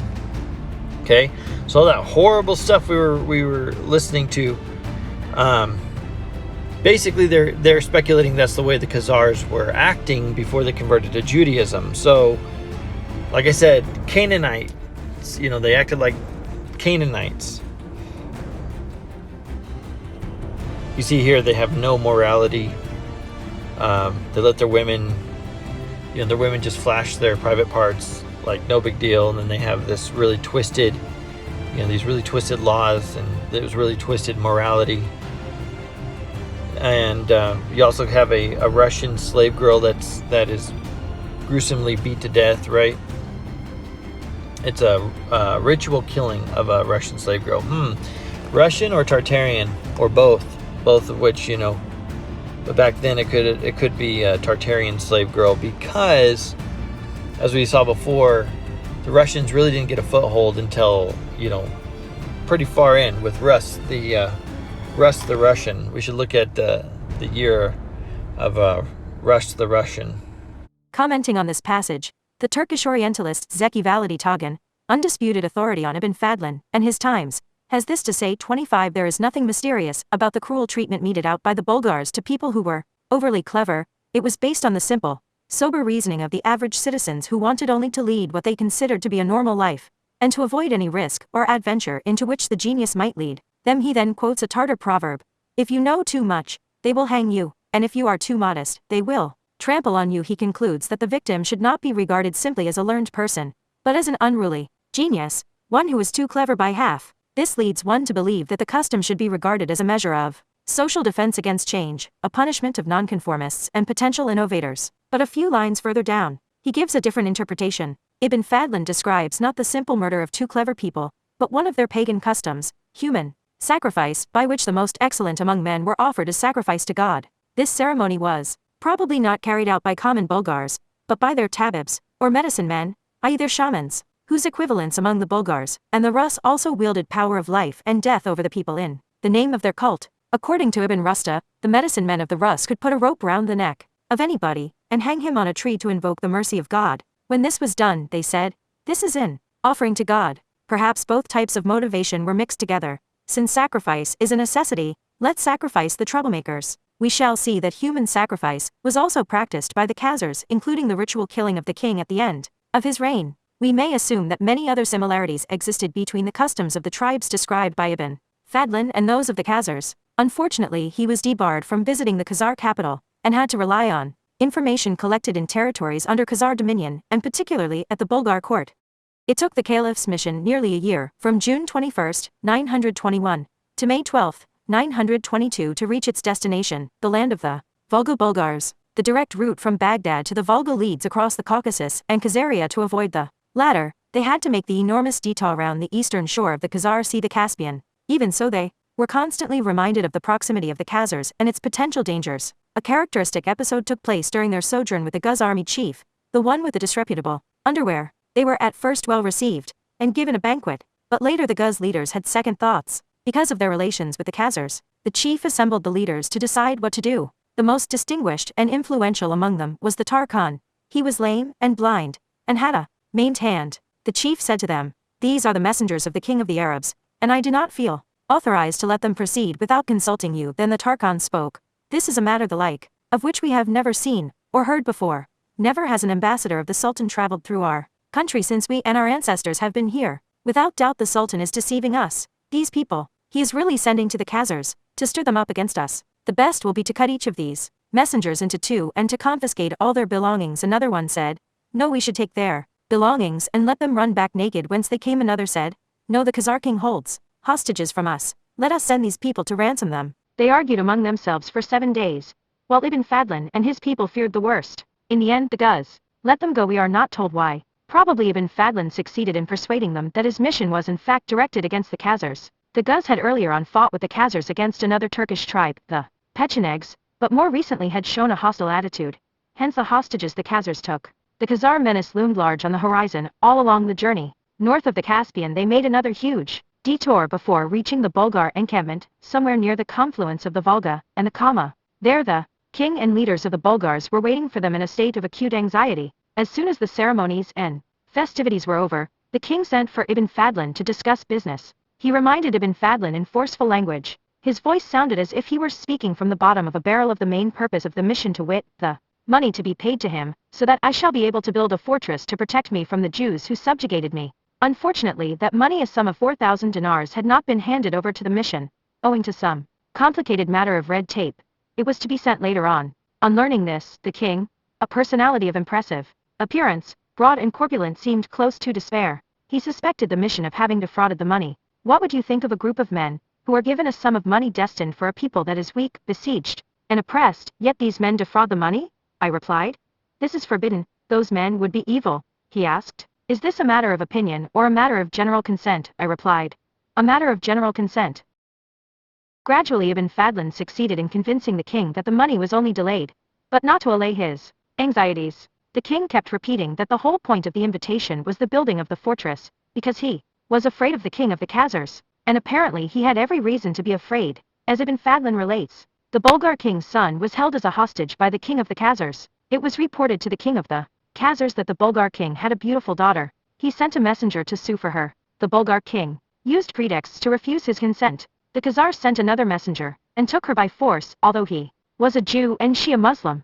But she died at his court. The Khazars sent another messenger, and asked for the Bulgar king's other daughter. But in the very hour when the messenger reached him, the Bulgar king hurriedly married her to the prince of the Asgal, who was his subject, for fear that the Khazar would take her to by force, as he had done with her sister. This alone was the reason which made the Bulgar king enter into correspondence with the Caliph, and ask him to have a fortress built, because he feared the king of the Khazars. It sounds like a refrain. Ibn Fadlan also specifies the annual tribute the Bulgar king had to pay the Khazars, one sable, for from each household in his realm. Since the number of Bulgar households, i.e. tents, is estimated to have been around 50,000, and since Bulgar sable for was highly valued all over the world, the tribute was a handsome one. 11. What Ibn Fadlan has to tell us about the Khazars is based as already mentioned on intelligence collected in the course of his journey, but mainly at the Bulgar court. Unlike the rest of his narrative, derived from vivid personal observations, the pages on the Khazars contain second-hand, potted information, and fall rather flat. Moreover, the sources of his information are biased, in view of the Bulgar king's understandable dislike of his Khazar overlord, while the Caliphate's resentment of a kingdom embracing a rival religion need hardly be stressed. The narrative switches abruptly from a description of the Rus court to the Khazar court. Concerning the king of the Khazars, whose title is Kagan, he appears in public only once every 4 months. They call him the Great Kagan. His deputy is called Kagan Bek. He is the one who commands and supplies the armies, manages the affairs of state, appears in public, and leads in war. The neighboring kings obey his orders. He enters every day into the presence of the Great Kagan, with deference and modesty, barefooted, carrying a stick of wood in his hand. He makes obeisance, lights the stick, and when it has burned down, he sits down on the throne on the king's right. Next to him in rank is a man called the Kndr, Kagan, and next to that one, the Joshir Kagan. It is the custom of the Great Kagan not to have social intercourse with people, and not to talk with them, and to admit nobody to his presence except those we have mentioned. The power to bind or release, to mete out punishment, and to govern the country belongs to his deputy, the Kagan Bek. It is a further custom of the Great Kagan that when he dies a great building is built for him containing 20 chambers, and in each chamber a grave is dug for him. Stones are broken until they become like powder, which is spread over the floor, and covered with pitch. Beneath the building flows a river, and this river is large and rapid. They divert the river water over the grave, and they say that this is done so that no devil, no man, no worm, and no creeping creatures can get at him after he has been buried. Those who buried him are decapitated, so that nobody may know in which of the chambers is his grave. The grave is called paradise, and they have a saying, "He has entered paradise." All the chambers are spread with silk, brocade interwoven with threads of gold. It is the custom of the king of the Khazars to have 25 wives. Each of the wives is the daughter of a king who owes him allegiance. He takes them by consent or by force. He has 60 girls for concubines, each of them of exquisite beauty. Ibn Fadlan then proceeds to give a rather fanciful description of the Kagan's harem, where each of the 85 wives and concubines has a palace of her own, and an attendant or eunuch who at the king's command brings her to his alcove faster than the blinking of an eye. After a few more dubious remarks about the customs of the Khazar Kagan, we shall return to them later. Ibn Fadlan at last provides some factual information about the country. The king has a great city on the river Volga, on both banks. On one bank live the Muslims, on the other bank the king and his court. The Muslims are governed by one of the king's officials who is himself a Muslim. The lawsuits of the Muslims living in the Khazar capital, and of visiting merchants from abroad, are looked after by that official. Nobody else meddles in their affairs or sits in judgment over them. Ibn Fadlan's travel report, as far as it is preserved, ends with the words, "The Khazars and their king are all Jews. The Bulgars and all their neighbors are subject to him. They treat him with worshipful obedience." Some are of the opinion that Gog and Magog are the Khazars. Yes, Gog and Magog certainly are the Khazars, Khazaria. If you look at a map of Khazaria, you'll see that if you go down towards Israel, you got to cross the Euphrates. And it's really interesting how Gog and Magog crossed the Euphrates. It's definitely Khazaria, guys. I mean, Revelation 2:9, Revelation 3:9. Beware those that say they're Judea, but are actually the synagogue of Satan. I have quoted Ibn Fadlan's Odyssey at some length, not so much because of the scant information he provides about the Khazars themselves, but because of the light it throws on the world which surrounded them, the stark barbarity of the people amidst whom they lived, reflecting their own past, prior to the conversion. 4. By the time of Ibn Fadlan's visit to the Bulgars, Khazaria was a surprisingly modern country compared to its neighbors. The contrast is evidenced by the reports of other Arab historians. 1. And is present on every level, from housing to the administration of justice. The Bulgars still live exclusively in tents, including the king, although the royal tent is very large, holding 1,000 people or more. 26. On the other hand, the Khazar Kagan inhabits a castle built of burnt brick. His ladies are said to inhabit palaces with roofs of teak. 27. And the Muslims have several mosques, among them one whose minaret rises above the royal castle. 28. In the fertile regions, their farms and cultivated areas stretched out continuously over 60 or 70 miles. They also had extensive vineyards. Thus Ibn Hawkal in Khazar Kazaria, there is a certain city called Asmid, Samandar, which has so many orchards and gardens that from Darban to Sarar the whole country is covered with gardens and plantations. Belonging to this city, it is said that there are about 40,000 of them. Many of these produce grapes too. The region north of the Caucasus was extremely fertile. In AD 968 Ibn Hawkal met a man who had visited it after a Russian raid. He said there is not a pittance left for the poor in any vineyard or garden, not a leaf on the bough, but, owing to the excellence of their land, and the abundance of its produce, it will not take 3 years until it becomes again what it was. Caucasian wine is still a delight, consumed in vast quantities in the Soviet Union. However, the royal treasury's main source of income was foreign trade. The sheer volume of the trading caravans, plying their way between Central Asia and the Volga-Ural region is indicated by Ibn Fadlan. We remember that the caravan his mission joined at Gurganj consisted of 5,000 men and 3,000 pack animals. Making due allowance for exaggeration, it must still have been a mighty caravan, and we do not know how many of these were at any time on the move, nor what goods they transported, although textiles, dried fruit, honey, wax, and spices seem to have played an important part. A second major trade route led across the Caucasus to Armenia, Georgia, Persia, and Byzantium. A third consisted of the increasing traffic of Rus merchant fleets down the Volga to the eastern shores of the Khazar Sea, carrying mainly precious furs much in demand among the Muslim aristocracy, and slaves from the north, sold at the slave market of Idil. On all these transit goods, including the slaves, the Khazar ruler levied a tax of 10%, adding to this the tribute paid by Bulgars, Magyars,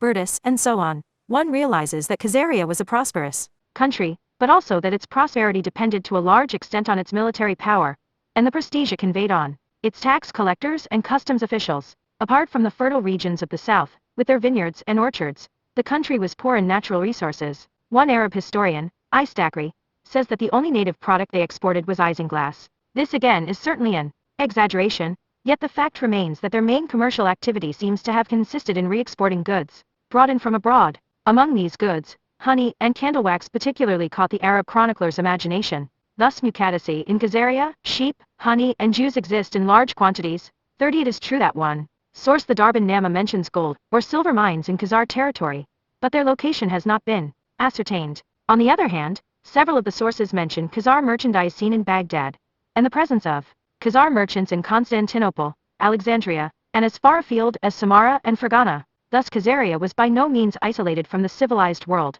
Compared to its tribal neighbors in the north, it was a cosmopolitan country, open to all sorts of cultural and religious influences, yet jealously defending its independence against the two ecclesiastical world powers. We shall see that this attitude prepared the ground for the coup d'etat or coup d'état, which established Judaism as the state religion. The arts and crafts seem to have flourished, including haute couture. When the future Emperor Constantine V married the Khazar Kagan's daughter, see above, Section 1, she brought with her dowry a splendid dress which so impressed the Byzantine court that it was adopted as a male ceremonial robe.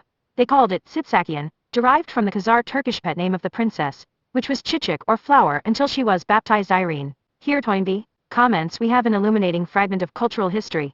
31. When another Khazar princess married the Muslim governor of Armenia, her cavalcade contained, apart from attendants and slaves, 10 tents mounted on wheels, made of the finest silk with gold and silver plated doors, the floors covered with sable furs. 20 others carried the gold and silver vessels and other treasures which were her dowry. 32. The Kagan himself traveled in a mobile tent even more luxuriously equipped, carrying on its top a pomegranate of gold. Art, like that of the Bulgars and Magyars, was mainly imitative, modeled on Persian Sassanid patterns. The Soviet archaeologist Bader 33 emphasized the role of the Khazars in the spreading of Persian-style silverware towards the north. Some of these finds may have been re-exported by the Khazars, true to their role as middlemen. Others were. This sounds like an exaggeration in view of the existence of a Muslim community in the capital. Zeki Valadi accordingly suppress the word all. We must assume that the Khazars here refers to the ruling nation, or tribe, within the ethnic mosaic. If you want to read more about the descriptions and all their trade and stuff like that, I'll leave a link to this in the description. You can zoom down. But now we're going to dig out when Tartaria entered Kazaria. Okay, let's move into the fall of Kazaria. It gets pretty interesting.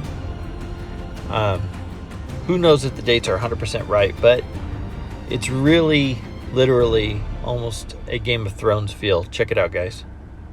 In discussing Russian-Byzantine relations in the 9th and 10th centuries, I have been able to quote at length from two detailed sources, Constantine's De Administrando, and the primary Russian Chronicle. But on the Russian-Khazar confrontation during the same period to which we now turn, we have no comparable source material. The archives of ML, if they ever existed, have gone with the wind, and for the history of the last 100 years of the Khazar Empire we must again fall back on the disjointed, casual hints found in various Arab chronicles and geographies. The period in question extends from circa 862, the Russian occupation of Kiev, to circa 965, the destruction of Idil by Sviatoslav, after the loss of Kiev, and the retreat of the Magyars into Hungary. The former western dependencies of the Khazar Empire, except for parts of the Crimea, were no longer under the Khagans' control, and the Prince of Kiev could without hindrance address the Slavonic tribes in the Dnieper basin with the cry, "Pay nothing to the Khazars." 1. The Khazars may have been willing to acquiesce in the loss of their hegemony in the west, but at the same time there was also a growing encroachment by the Rus on the east,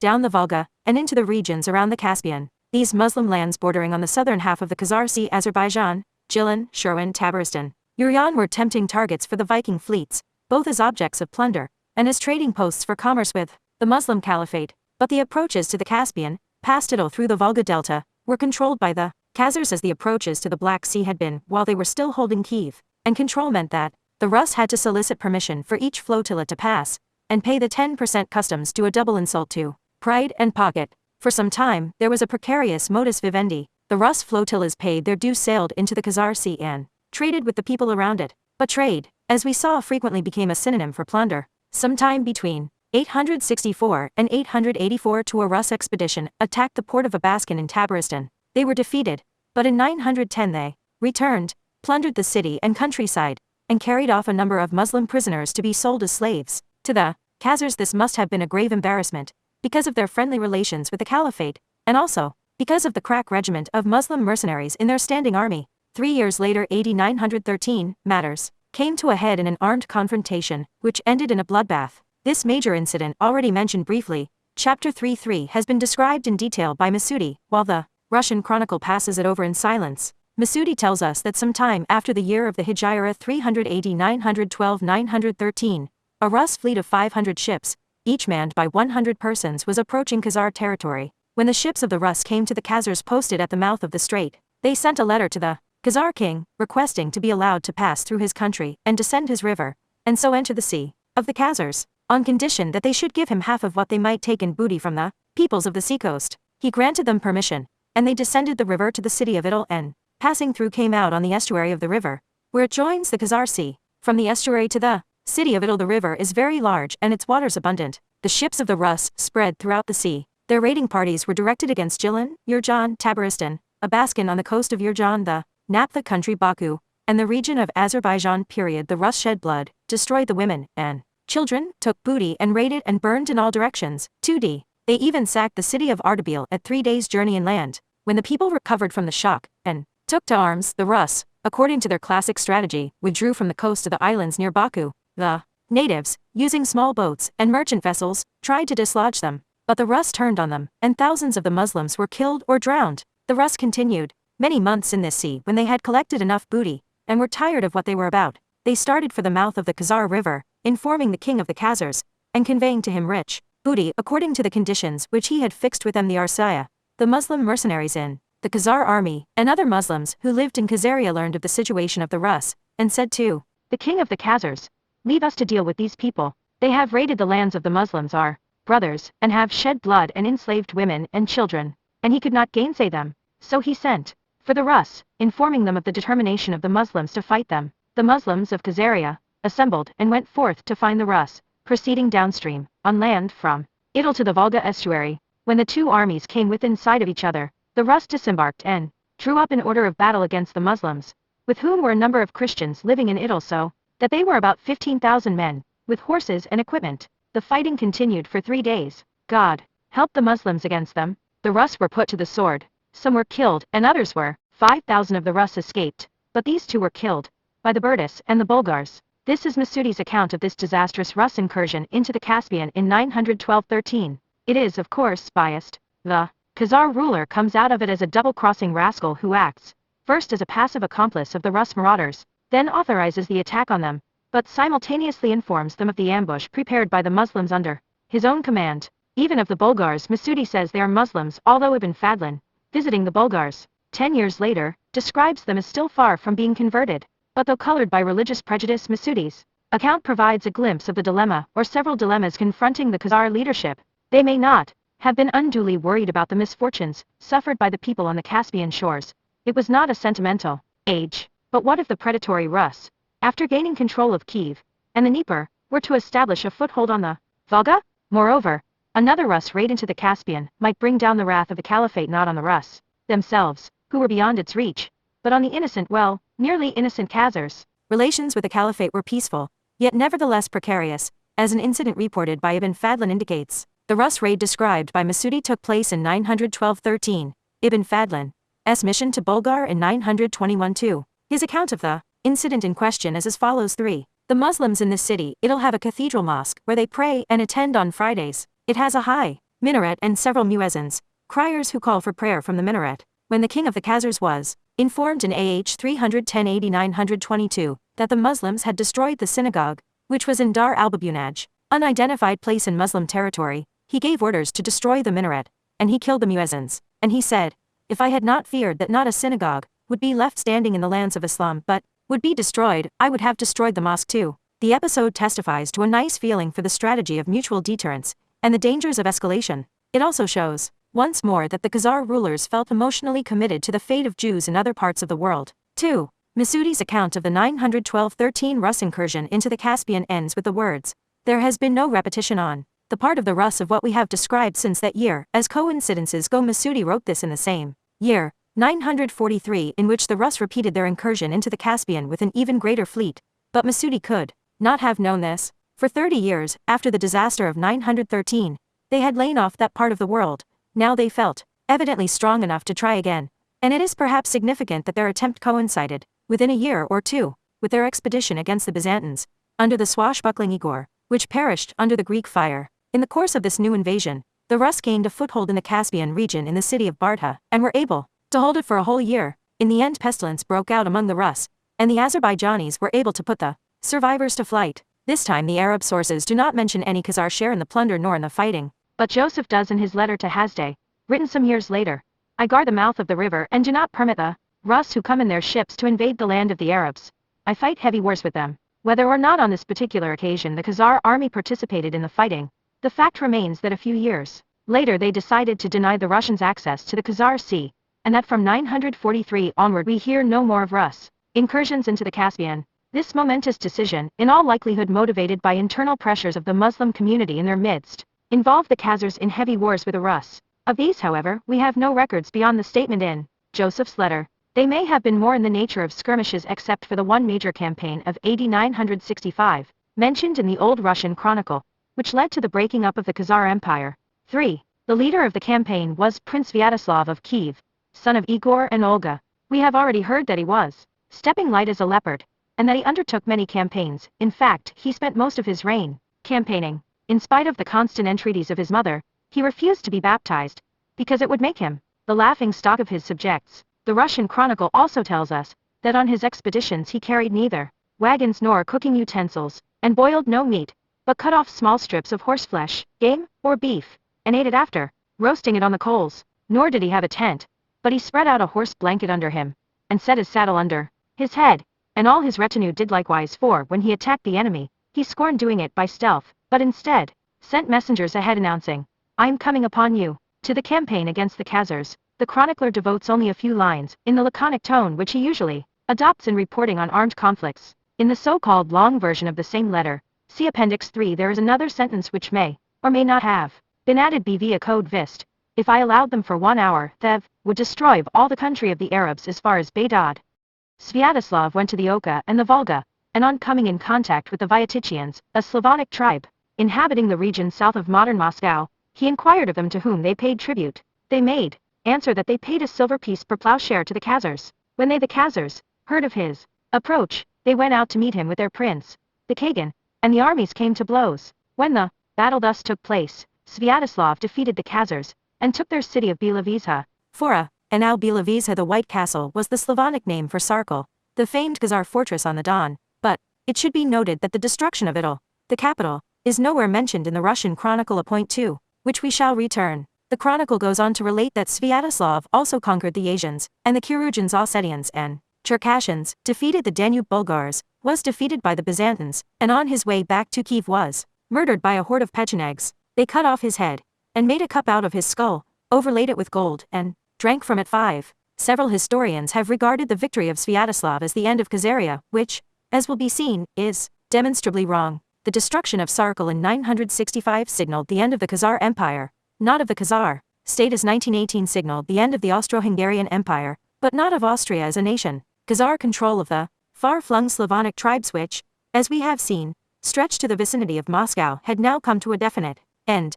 But the Khazar heartland between Caucasus, Don, and Volga remained intact. The approaches to the Caspian Sea remained closed to the Rus, and we hear of no further attempt on their part to force their way to it. As Toynbee pointedly remarks, the Rus succeeded in destroying the Khazar steppe empire, but the only Khazar territory that they acquired was Smutorkin on the Tanya Peninsula, facing the Crimea, and this gain was ephemeral. It was not till halfway through the 16th century that the Muscovites made a permanent conquest, for Russia, of the river Volga to the river's debouchure into the Caspian Sea. 6. 4. After the death of Sviatoslav, civil war broke out between his sons, out of which the youngest, Vladimir, emerged victorious. He too started life as a pagan, like his father, and he too, like his grandmother Olga, ended up as a repentant sinner, accepted baptism, and was eventually canonized. Yet in his youth Saint Vladimir seemed to have followed St. Augustine's motto, "Lord, give me chastity," but not yet. The Russian chronicle is rather severe about this. Now Vladimir was overcome by lust for women. He had 300 concubines at Vyshgorod, 300 at Belgorod,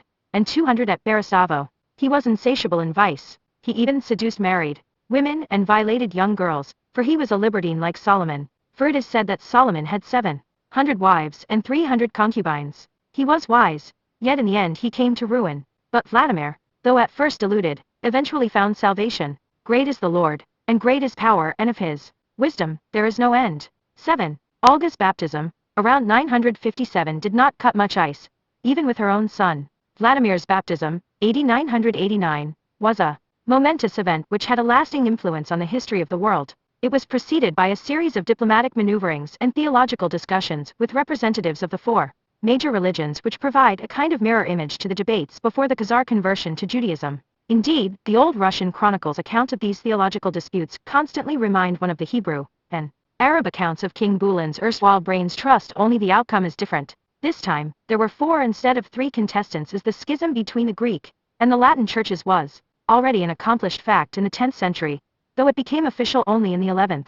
The Russian chronicles' account of Vladimir's conversion first mentions a victory he achieved against the Bulgars, followed by a treaty of friendship. The Bulgars declared, "May peace prevail between us till stone floats and straw sinks." Vladimir returned to Kiev, and the Bulgars sent a Muslim religious mission to convert him. They described to him the joys of paradise, where each man will be given 70 fair women. Vladimir listened to them with approval, but when it came to abstinence from pork and wine, he drew the line. "Drinking," said he, "is the joy of the Russes. We cannot exist without that pleasure." 8. Next came a German delegation of Roman Catholics, adherents of the Latin Rite. They fared no better when they brought up, as one of the main requirements of their faith, fasting according to one's strength. Then Vladimir answered, "Depart hence, our fathers accepted no such principle." 9. The third mission consisted of Khazar Jews. They came off worst. Vladimir asked them why they no longer ruled Jerusalem. They made answer, "God was angry at our forefathers, and scattered us among the Gentiles on account of our sins." The prince then demanded, "How can you hope to teach others while you yourselves are cast out and scattered abroad by the hand of God? Do you expect us to accept that fate also?" The fourth and last missionary is a scholar sent by the Greeks of Byzantium. He starts with a blast against the Muslims, who are accursed above all men.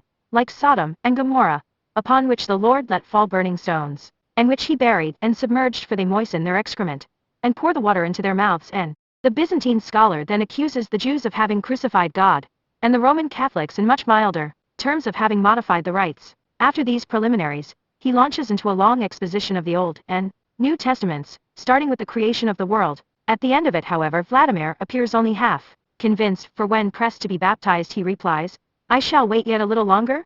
He then sends his own envoys, 10 good and wise men, to various countries to observe their religious practices. In due time this commission of inquiry reports to him that the Byzantine service is fairer than the ceremonies of other nations, and we knew not whether we were in heaven or on earth. But Vladimir still hesitates, and the chronicle continues with a non sequitur. After a year had passed, in 988, Vladimir proceeded with an armed force against Kherson, a Greek city. 11. We remember that control of this important Crimean port had been for a long time contested between Byzantines and Khazars. The valiant Khersonis refused to surrender. Vladimir's troops constructed earthworks directed at the city walls, but the Khersonis dug a tunnel under the city wall, stole the heaped up earth, and carried it into the city, where they piled it up. Then a traitor shot an arrow into the Rus camp, with a message: "There are springs behind you to the east from which water flows in pipes. Dig down and cut them off." When Vladimir received this information, he raised his eyes to heaven, and vowed that if this hope was realized, he would be baptized. 12. He succeeded in cutting off the city's water supply, and Kherson surrendered. Thereupon Vladimir, apparently forgetting his vow, sent messages to the emperors Basil and Constantine, joint rulers at the time, saying, "Behold, I have captured your glorious city. I have also heard that you have an unwedded sister. Unless you give her to me too, wife, I shall deal with your own city as I have with Kherson." The emperors replied, "If you are baptized you shall have her to wife, inherit the kingdom of God, and be our companion in the faith." And so it came to pass. Vladimir at long last accepted baptism, and married the Byzantine princess Anna. A few years later Greek Christianity became the official religion not only of the rulers, but of the Russian people, and from 1037 onward the Russian Church was governed by the Patriarch of Constantinople. 5. It was a momentous triumph of Byzantine diplomacy. Vernadsky calls it one of those abrupt turns which make the study of history so fascinating, and it is interesting to speculate on the possible course of history had the Russian princes adopted either of these faiths, Judaism or Islam, instead of Christianity. The acceptance of one or another of these faiths must necessarily have determined the future cultural and political development of Russia. The acceptance of Islam would have drawn Russia into the circle of Arabian culture, that is, an Asiatic Egyptian culture. The acceptance of Roman Christianity from the Germans would have made Russia a country of Latin or European culture. The acceptance of either Judaism or Orthodox Christianity ensured to Russia cultural independence of both Europe and Asia. 13. But the Russians needed allies more than they needed independence, and the East Roman Empire, however corrupt, was still a more desirable ally in terms of power, culture, and trade than the crumbling empire of the Khazars. Nor should one underestimate the role played by Byzantine statesmanship in bringing about the decision for which it had worked for more than a century. The Russian Chronicle's naive account of Vladimir's game of procrastination gives us no insight into the diplomatic maneuverings and hard bargaining that must have gone on before he accepted baptism, and thereby in fact, Byzantine tutelage for himself and his people. Kherson was obviously part of the price, and so was the dynastic marriage to Princess Anna. But the most important part of the deal was the end of the Byzantine-Khazar alliance against the Rus, and its replacement by a Byzantine-Russian alliance against the Khazars. A few years later, in 1016, a combined Byzantine-Russian army invaded Khazaria, defeated its ruler, and subdued the country. See below. IV8. Yet the cooling off towards the Khazars had already started, as we have seen in Constantine Porphyrogenitus' A. 50 years before Vladimir's conversion. We remember Constantine's musings on how war is to be made on Khazaria, and by whom. The passage quoted earlier on, Jew 7 continues. If the ruler of Alania does not keep a peace with the Khazars, but considers the friendship of the emperor of the Romans to be of greater value to him, then, if the Khazars do not choose to maintain friendship and peace with the emperor, the Alan can do them great harm. He can ambush their roads and attack them when they are off their guard on their route to Sarkal, and to the 9 regions, and to Kherson. Black Bulgaria. The Volga Bulgars is also in a position to make war on the Khazars. 14. Toynbee, after quoting this passage, makes the following rather touching comment. If this passage in Constantine Porphyrogenitus' manual for the conduct of the East Roman Imperial government's foreign relations had ever fallen into the hands of the Khazar Khakan and his ministers, they would have been indignant. They would have pointed out that nowadays Khazaria was one of the most pacific states in the world, and that, if she had been more warlike in her earlier days, her arms had never been directed against the East Roman Empire. The two powers had, in fact, never been at war with each other. while on the other hand, Khazaria had frequently been at war with the East Roman Empire's enemies and Arabs, and thereafter the pressure on the empire of the Arabs' onslaught had been relieved by the vigor of the Khazars' offensive-defensive resistance to the Arabs' advance towards the Caucasus. The friendship between Khazaria and the empire had been symbolized and sealed in 2 marriage alliances between their respective imperial families. What then had been in Constantine's mind when he had been thinking out ways of tormenting Khazaria by inducing her neighbors to fall upon her? 15. The answer to Toynbee's rhetorical question is obviously that the Byzantines were inspired by realpolitik, and that, as already said, theirs was not a sentimental age, nor is ours. 6. Nevertheless, it turned out to be a short-sighted policy. To quote Barry once more, the first principle of imperial policy in this quarter of the world was the maintenance of peace with the Khazars. This was the immediate consequence of the geographical position of the Khazar Empire, lying as it did between the Dnieper and the Caucasus, from the 7th century, when Heraclius had sought the help of the Khazars against Persia, to the 10th, in which the power of Idil declined. This was the constant policy of the emperors. It was to the advantage of the empire that the Chagan should exercise an effective control over his barbarian neighbors. 16. This effective control was now to be transferred from the Khazar Kagan to the Rus Kagan, the Prince of Kiev. But it did not work. The Khazars were a Turkish tribe of the steppes, who had been able to cope with wave after wave of Turkish and Arab invaders. They had resisted and subdued the Bulgars, Burtis, Pechenegs, Guz, and so on. The Russians and their Slav subjects were no match for the nomad warriors of the steppes, their mobile strategy and guerrilla tactics. As a result of constant nomad pressure, the centers of Russian power were gradually transferred from the southern steppes to the wooded north to the principalities of Galicia, Novgorod, and Moscow. The Byzantines had calculated that Kiev would take over the role of Idil as the guardian of Eastern Europe and center of trade. Instead, Kiev went into rapid decline. It was the end of the first chapter of Russian history, followed by a period of chaos, with a dozen independent principalities waging endless wars against each other. This created a power vacuum, into which poured a new wave of conquering nomads, or rather a new offshoot of our old friends the Guz, whom Ibn Fadlan had found even more abhorrent than the other barbarian tribes which he was obliged to visit. These pagan and godless foes, as the chronicle describes them, were called Palovtsi by the Russians, Cumans by the Byzantines, Kun by the Hungarians, Kipchaks by their fellow Turks. They ruled the steppes as far as Hungary from the late 11th to the 13th century, when they in turn were swamped by the Mongol invasion. They also fought several wars against the Byzantines. Another branch of the Guz, the Seljuks, named after their ruling dynasty, destroyed a huge Byzantine army in the historic Battle of Manzikert, 1071, and captured the Emperor Romanus IV Diogenes. Henceforth the Byzantines were unable to prevent the Turks from gaining control of most provinces of Asia Minor, the present-day Turkey, which had previously been the heartland of the East Roman Empire. One can only speculate whether history would have taken a different course if Byzantium had not abandoned its traditional policy, maintained throughout the 3 previous centuries, of relying on the Khazar stronghold against the Muslim, Turkish, and Viking invaders. Be that as it may, imperial realpolitik turned out to have been not very realistic.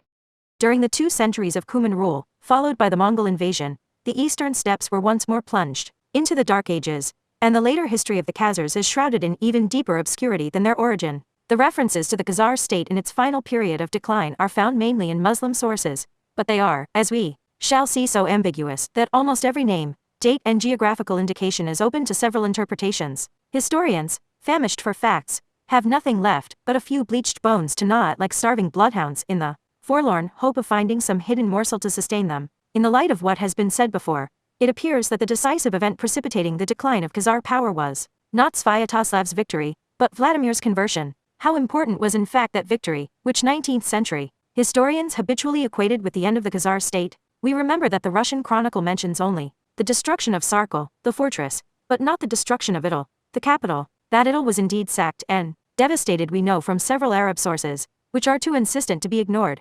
But when and by whom it was sacked is by no means clear. Ibn Hawkal, the principal source, says it was done by the Rus, who utterly destroyed Kazarian, Samander, and Idil, apparently believing that Kazarian and Idil were different towns, whereas we know that they were one twin town. And his dating of the event differs from the Russian chronicles' dating of the fall of Sarkal. The most outstanding Russian epic poem of the period, the Lay of Igor's Host, describes one of the disastrous campaigns of the Russians against the Guz. One substantial branch of the Cumans, fleeing from the Mongols, was granted asylum in Hungary in 1241, and merged with the 13th tribe fall, which Ibn Hawkal does not mention at all, just as the chronicle does not mention the destruction of Idil. Accordingly, Marquardt suggested that Idil was sacked not by Sviatoslav's Rus, who only got as far as Sarkal, but by some fresh wave of Vikings. To complicate matters a little more, the second Arab source, Ibn Miskai, says that it was a body of Turks which descended on Khazaria in the critical year 965.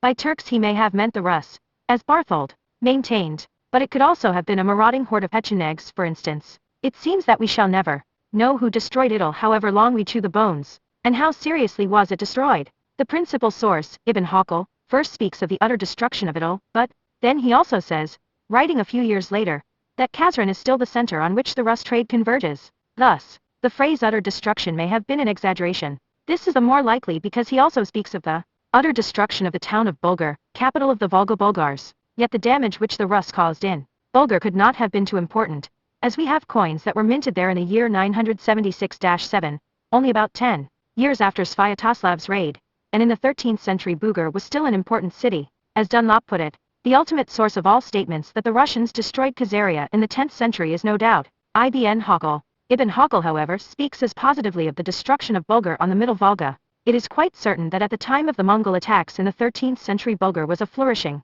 community. Was the ruin of Khazaria also temporary? 17. It obviously was. Khazar and Idil, and the other towns of the Khazars, consisted mostly of tents, wooden dwellings and roundhouses built of mud, which were easily destroyed and easily rebuilt.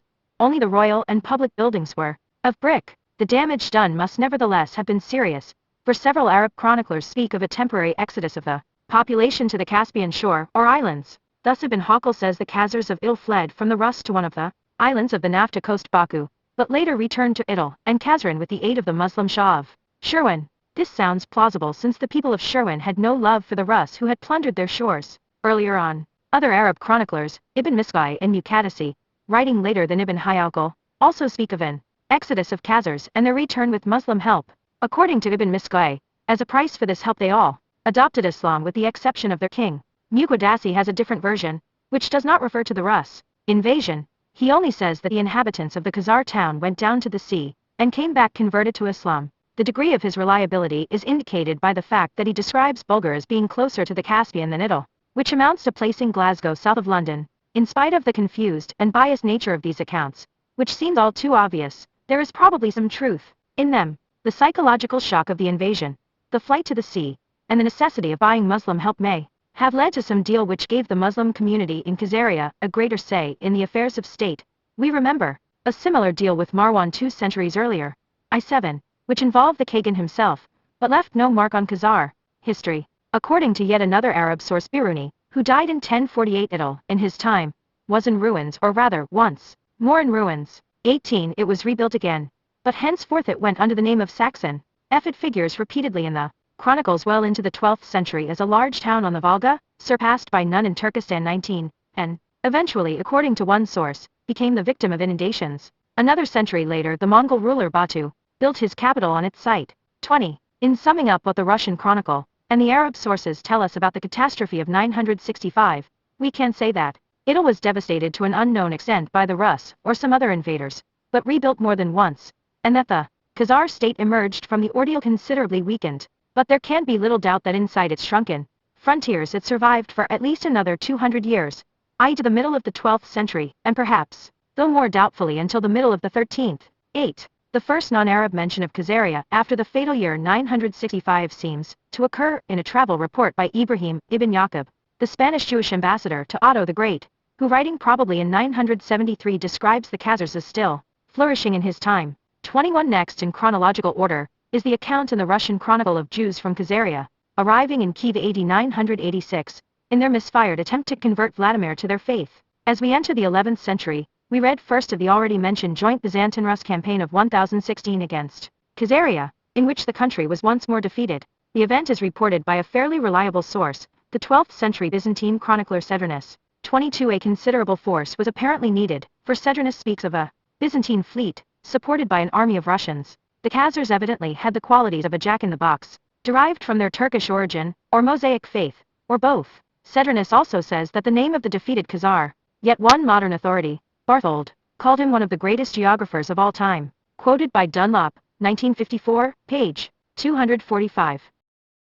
Leader was Georgius Sul. Georgius is a Christian name. We know from an earlier report that there were Christians as well as Muslims in the Kagan's army. The next mention of the Khazars is a laconic entry in the Russian chronicle for the year 1023, according to which Prince Mstislav marched against his brother, Prince Yaroslav, with a force of Khazars and Kazojans. Now Mstislav was the ruler of the short-lived Principality of Mutorkan, centered on the Khazar town of Tamatarka, now Tamanan, the eastern side of the Straits of Kerch. This, as already said, was the only Khazar territory that the Rus occupied after their victory of 965. The Khazars in Mstislav's army were thus probably levied from the local population by the Russian prince. 7 years later, AD 1030, a Khazar army is reported to have defeated a Kurdish invading force, killed 10,000 of its men, and captured their equipment. This would be added evidence that the Khazars were still very much alive and kicking if one could take the report at face value, but it comes from a single 12th century Arab source, Ibn al-Athir, not considered very reliable. Plotting on in our chronology,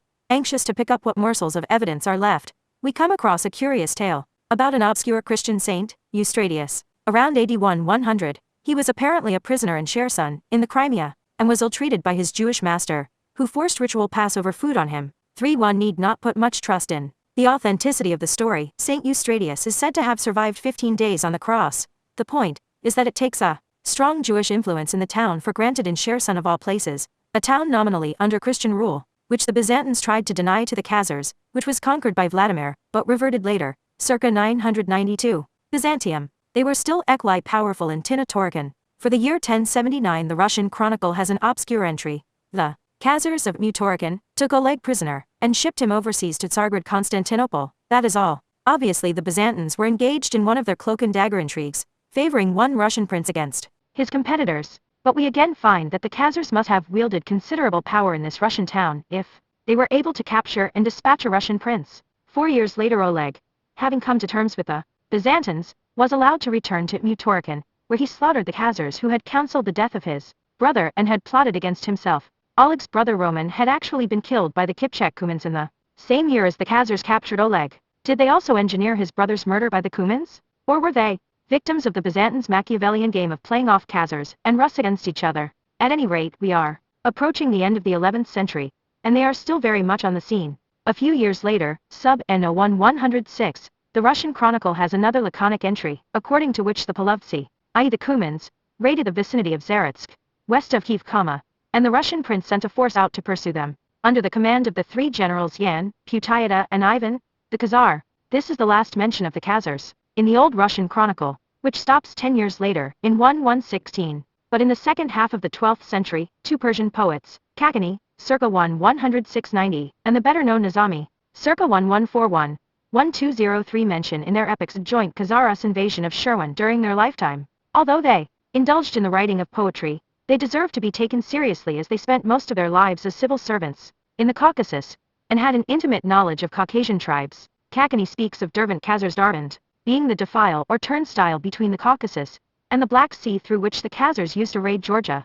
In the good old days of the 7th century, before they developed a more sedate style of life, did they revert, towards the end, to the unsettled nomad warrior habits of their youth? After or possibly before these Persian testimonies, we have the tantalizingly short and grumpy remarks of that famed Jewish traveler, Rabbi Patachia of Regensburg, quoted earlier on 2:8. We remember that he was so huffed by the lack of Talmudic learning among the Khazar Jews of the Crimean region, that when he crossed Khazaria proper, he only heard the wailing of women and the barking of dogs. Was this merely a hyperbole to express his displeasure?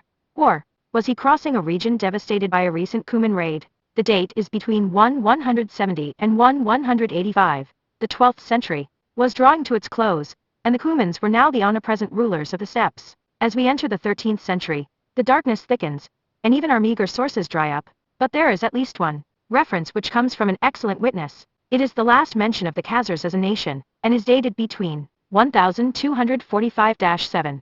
By that time the Mongols had already swept the Cumans out of Eurasia, and established the greatest nomad empire the world had as yet seen, extending from Hungary to China. In 1245, Pope Innocent Ivsent a mission to Batu Khan, grandson of Genghis Khan, ruler of the western part of the Mongol Empire, to explore the possibilities of an understanding with this new world power, and also no doubt to obtain information about its military strength. Head of this mission was the 60-year-old Franciscan friar, Joannes d. Piano Carpini. He was a contemporary and disciple of Saint Francis of Assisi, but also an experienced traveler and church diplomat who had held high offices in the hierarchy. The mission set out on Easter Day 1245 from Cologne, traversed Germany, crossed the Dnieper and the Don, and arrived 1 year later at the capital of Batu Khan and his golden horde in the Volga estuary, the town of Sarai Batu, alias Saxon, alias Idil. The 13th tribe fall. After his return to the west, Carpini wrote his celebrated Historica Mongolorum. It contains, amidst a wealth of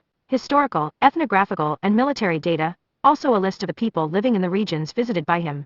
In this list, enumerating the people of the northern Caucasus, he mentions, along with the Alans and Circassians, the Khazars. Observing the Jewish religion. It is, as already said, the last known mention of them before the curtain falls, but it took a long time until their memory was effaced. Genoese and Venetian merchants kept referring to the Crimea as Kazaria, and that name occurs in Italian documents as late as the 16th century. This was, however, by that time, merely a geographical designation, commemorating a vanished nation. 9. Yet even after their political power was broken, they left marks of Khazar Jewish influence in unexpected places, and on a variety of people. Among them were the Seljuk, who may be regarded as the true founders of Muslim Turkey. Towards the end of the 10th century, this other offshoot of the Guz had moved southwards into the vicinity of Bukhara, from where they were later to erupt into Byzantine Asia Minor and colonize it. They do not enter directly into our story, but they do so through a backdoor, as it were, for the great Seljuk dynasty seems to have been intimately linked with the Khazars. This Khazar connection is reported by Bar Hebrachus, 1226-1286,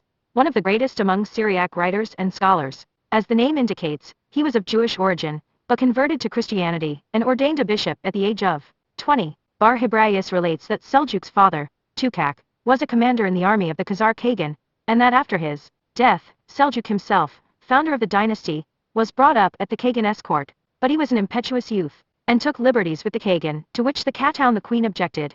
As a result, Seljuk had to leave, or was banned from the court. 24. Another contemporary source, Ibn al-Adam's History of Aleppo, also speaks of Seljuk's father as one of the notables of the Khazar Turks, while a third, Ibn Hassel, reports that Seljuk struck the king of the Khazars with his sword and beat him with a mace, which he had in his hand. We also remember the strong ambivalent attitude of the Guz towards the Khazars, in Ibn Fadlan's travelogue.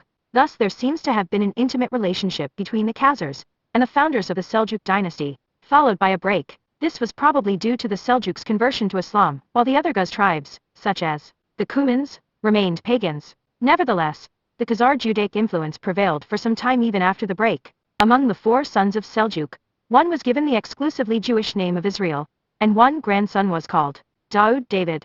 Dunlop, usually a very cautious author, remarks, in view of what has already been said, the suggestion is that these names are due to the religious influence. Among the leading families of the Guz of the dominant Khazars, the house of worship among the Guz, mentioned by Kazwini, might well have been a synagogue. 27. We may add here that according to Artamanov, specifically Jewish names also occurred among that other Guz branch, the Cumans. The sons of the Cuman Prince Kobiak were called Isaac and Daniel. 10. Where the historian's resources give out, legend and folklore provide useful hints. The primary Russian chronicle was compiled by monks. It is saturated with religious thought and long biblical excursions. But parallel with the ecclesiastical writings on which it is based, the Kiev period also produced a secular literature. The so-called by Una heroic epics are folk songs, mostly concerned with the deeds of great warriors and semi-legendary princes. The lay of Igor's host, already mentioned, about that leader's defeat by the Cumans, is the best known among them. The Bylina were transmitted by oral tradition and, according to Vernitsky, were still chanted by peasants in remote villages of northern Russia in the beginning of the 20th century. 28. In striking contrast to the Russian chronicle, these epics do not mention by name the Khazars or their country. Instead, they speak of the country of the Jews, Zemlya Judovskaya, and of its inhabitants as Jewish heroes, Jidovin Bogadir, who ruled the steppes and fought the armies of the Russian princes. One such hero, the epics tell us, was a giant Jew, who came from the Zemlya Judovskaya to the steppes of Setzer under Mount Sorochin, and only the bravery of Vladimir's general, Ilya Muromets, saved Vladimir's army from the Jews.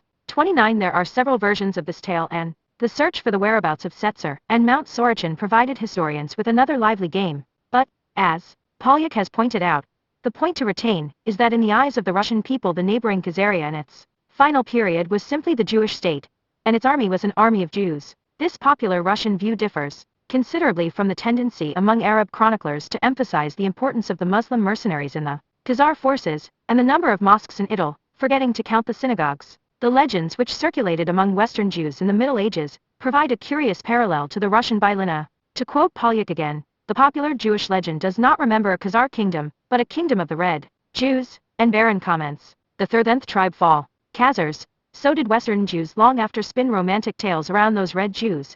So styled perhaps, because of the slight Mongolian pigmentation of many Khazars. You guys catch that? The slight Mongolian pigmentation of the Khazars. Boom, linking to Tartaria right there, guys. Boom. Another one right there.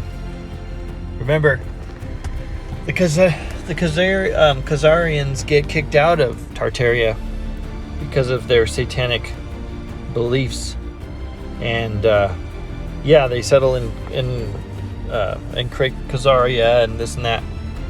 Later, get attacked and ultimately annihilated by their ex-brothers, Israeli brothers. But yeah, interesting. So, the Byzantine Empire of 1025. So, you know, Khazaria would be up here. Or, I'm sorry, it's right here. The Caucasus Mountains and up. Caucasus Mountains and up. But they say this is where it's at. Well, we do know that the Tartarians moved in and attacked attacked Kazaria. Well, apparently in the 11th century they had a weakness. They began getting attacked, started having all kinds of problems. But here's where it gets interesting. So they end up having to fight two fronts from these guys, which I believe are the Tartarians. I'm not sure how you pronounce it, but let's see. We'll highlight this.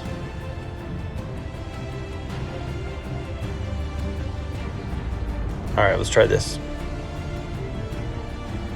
The Pechenegs, a Turkic tribe, had long been known as the northern neighbors of the Bulgars. Constantine VII had thought them to be valuable allies against the Bulgars, Magyars, and Russians. But after the conquest of Bulgaria, the Pechenegs began to raid across the Danube into what was then Byzantine territory. So yeah, north of the Bulgars. I mean, that's Tartaria, guys. And if you click on these, and this is Britannica, it tells you that Turkic people, which is, you know, remember the Khazars were Turkic, they got kicked out of Tartaria, and then now these guys are going into Tartaria, causing trouble. And you'll see as it reads over the Khazarian thing, when it goes over the Khazarian history, you'll see these guys coming in and attacking Kazaria as well, which is really interesting. You know, they're not giving any credit to Tartaria. Just a bunch of, you know, mindless barbarians. But yeah, thought that was interesting. And yet another bombshell. Check this out, guys. So this is the Byzantines. The Caucasus Mountains. Then, of course, this is Kazaria. Oh, look at this Tartarian name right here, guys. And then they started attacking the Byzantines. That's these guys. That means Tartaria was attacking these guys in this area. Dudes. That's crazy. Another bit of semi-legendary, semi-historical folklore connected with the Khazars survived into modern times, and so fascinated Benjamin Disraeli that he used it as material for a historical romance, The Wondrous Tale of Alroy. In the 12th century there arose in Khazaria a Messianic movement, a rudimentary attempt at a Jewish crusade aimed at the conquest of Palestine by force of arms. The initiator of the movement was a Khazar Jew, one Solomon ben Duji, Aruhi, or Roy, aided by his son Menachem, and a Palestinian scribe. They wrote letters to all the Jews near and far, in all the lands around them. They said that the time had come in which God would gather Israel, his people from all lands to Jerusalem, the holy city, and that Solomon ben Duji was Elijah, and his son the Messiah. These appeals were apparently addressed to the Jewish communities in the Middle East, and seemed to have had little effect, for the next episode takes place only about 20 years later, when young Menachem assumed the name David, Alroy, and the title of Messiah. Though the movement originated in Khazaria, its center soon shifted to Kurdistan. Here David assembled a substantial armed force, possibly of local Jews, reinforced by Khazars, and succeeded in taking possession of the strategic fortress of Amidi, northeast of Mosul. From here he may have hoped to lead his army to Edessa, and fight his way through Syria into the Holy Land. The whole enterprise may have been a little less quixotic than it seems now in view of the constant feuds between the various Muslim armies, and the gradual disintegration of the Crusader strongholds. Besides, some local Muslim commanders might have welcomed the prospect of a Jewish crusade against the Christian Crusaders. Among the Jews of the Middle East, David certainly aroused fervent Messianic hopes. One of his messengers came to Baghdad and probably with excessive zeal instructed its Jewish citizens to assemble on a certain night on their flat roofs, whence they would be flown on clouds to the Messiah's camp. A goodly number of Jews spent that night on their roofs awaiting the miraculous flight, but the rabbinical hierarchy in Baghdad, fearing reprisals by the authorities, took a hostile attitude to the pseudo-Messiah and threatened him with a ban. Not surprisingly, David Alroy was assassinated apparently in his sleep, allegedly by his own father-in-law whom some interested party had bribed to do the deed.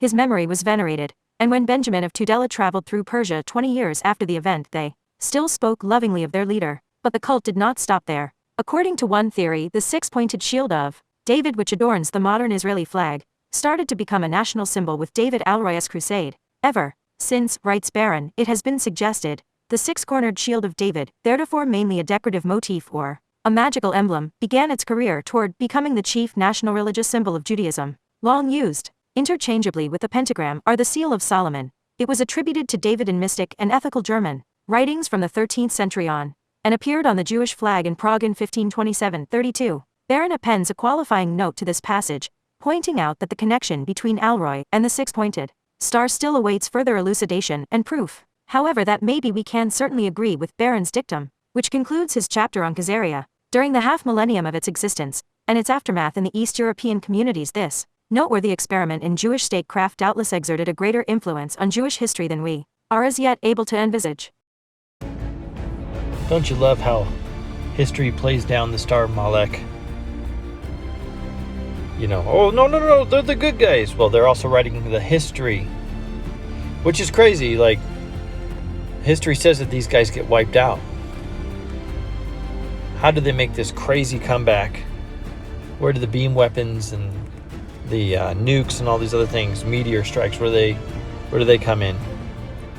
But that's really interesting, and that of course doesn't happen for hundreds of years later, but still. Thank you for watching The Fall of Kazaria, guys. I'll make a part 2 where we watch their exodus, but we can move on to other things as well. If you haven't already, make sure you like and subscribe to Quest for Tartaria. Make sure you hit the notification bell so you know that when the new video's coming out. But guys, I mean, serious. History's crazy.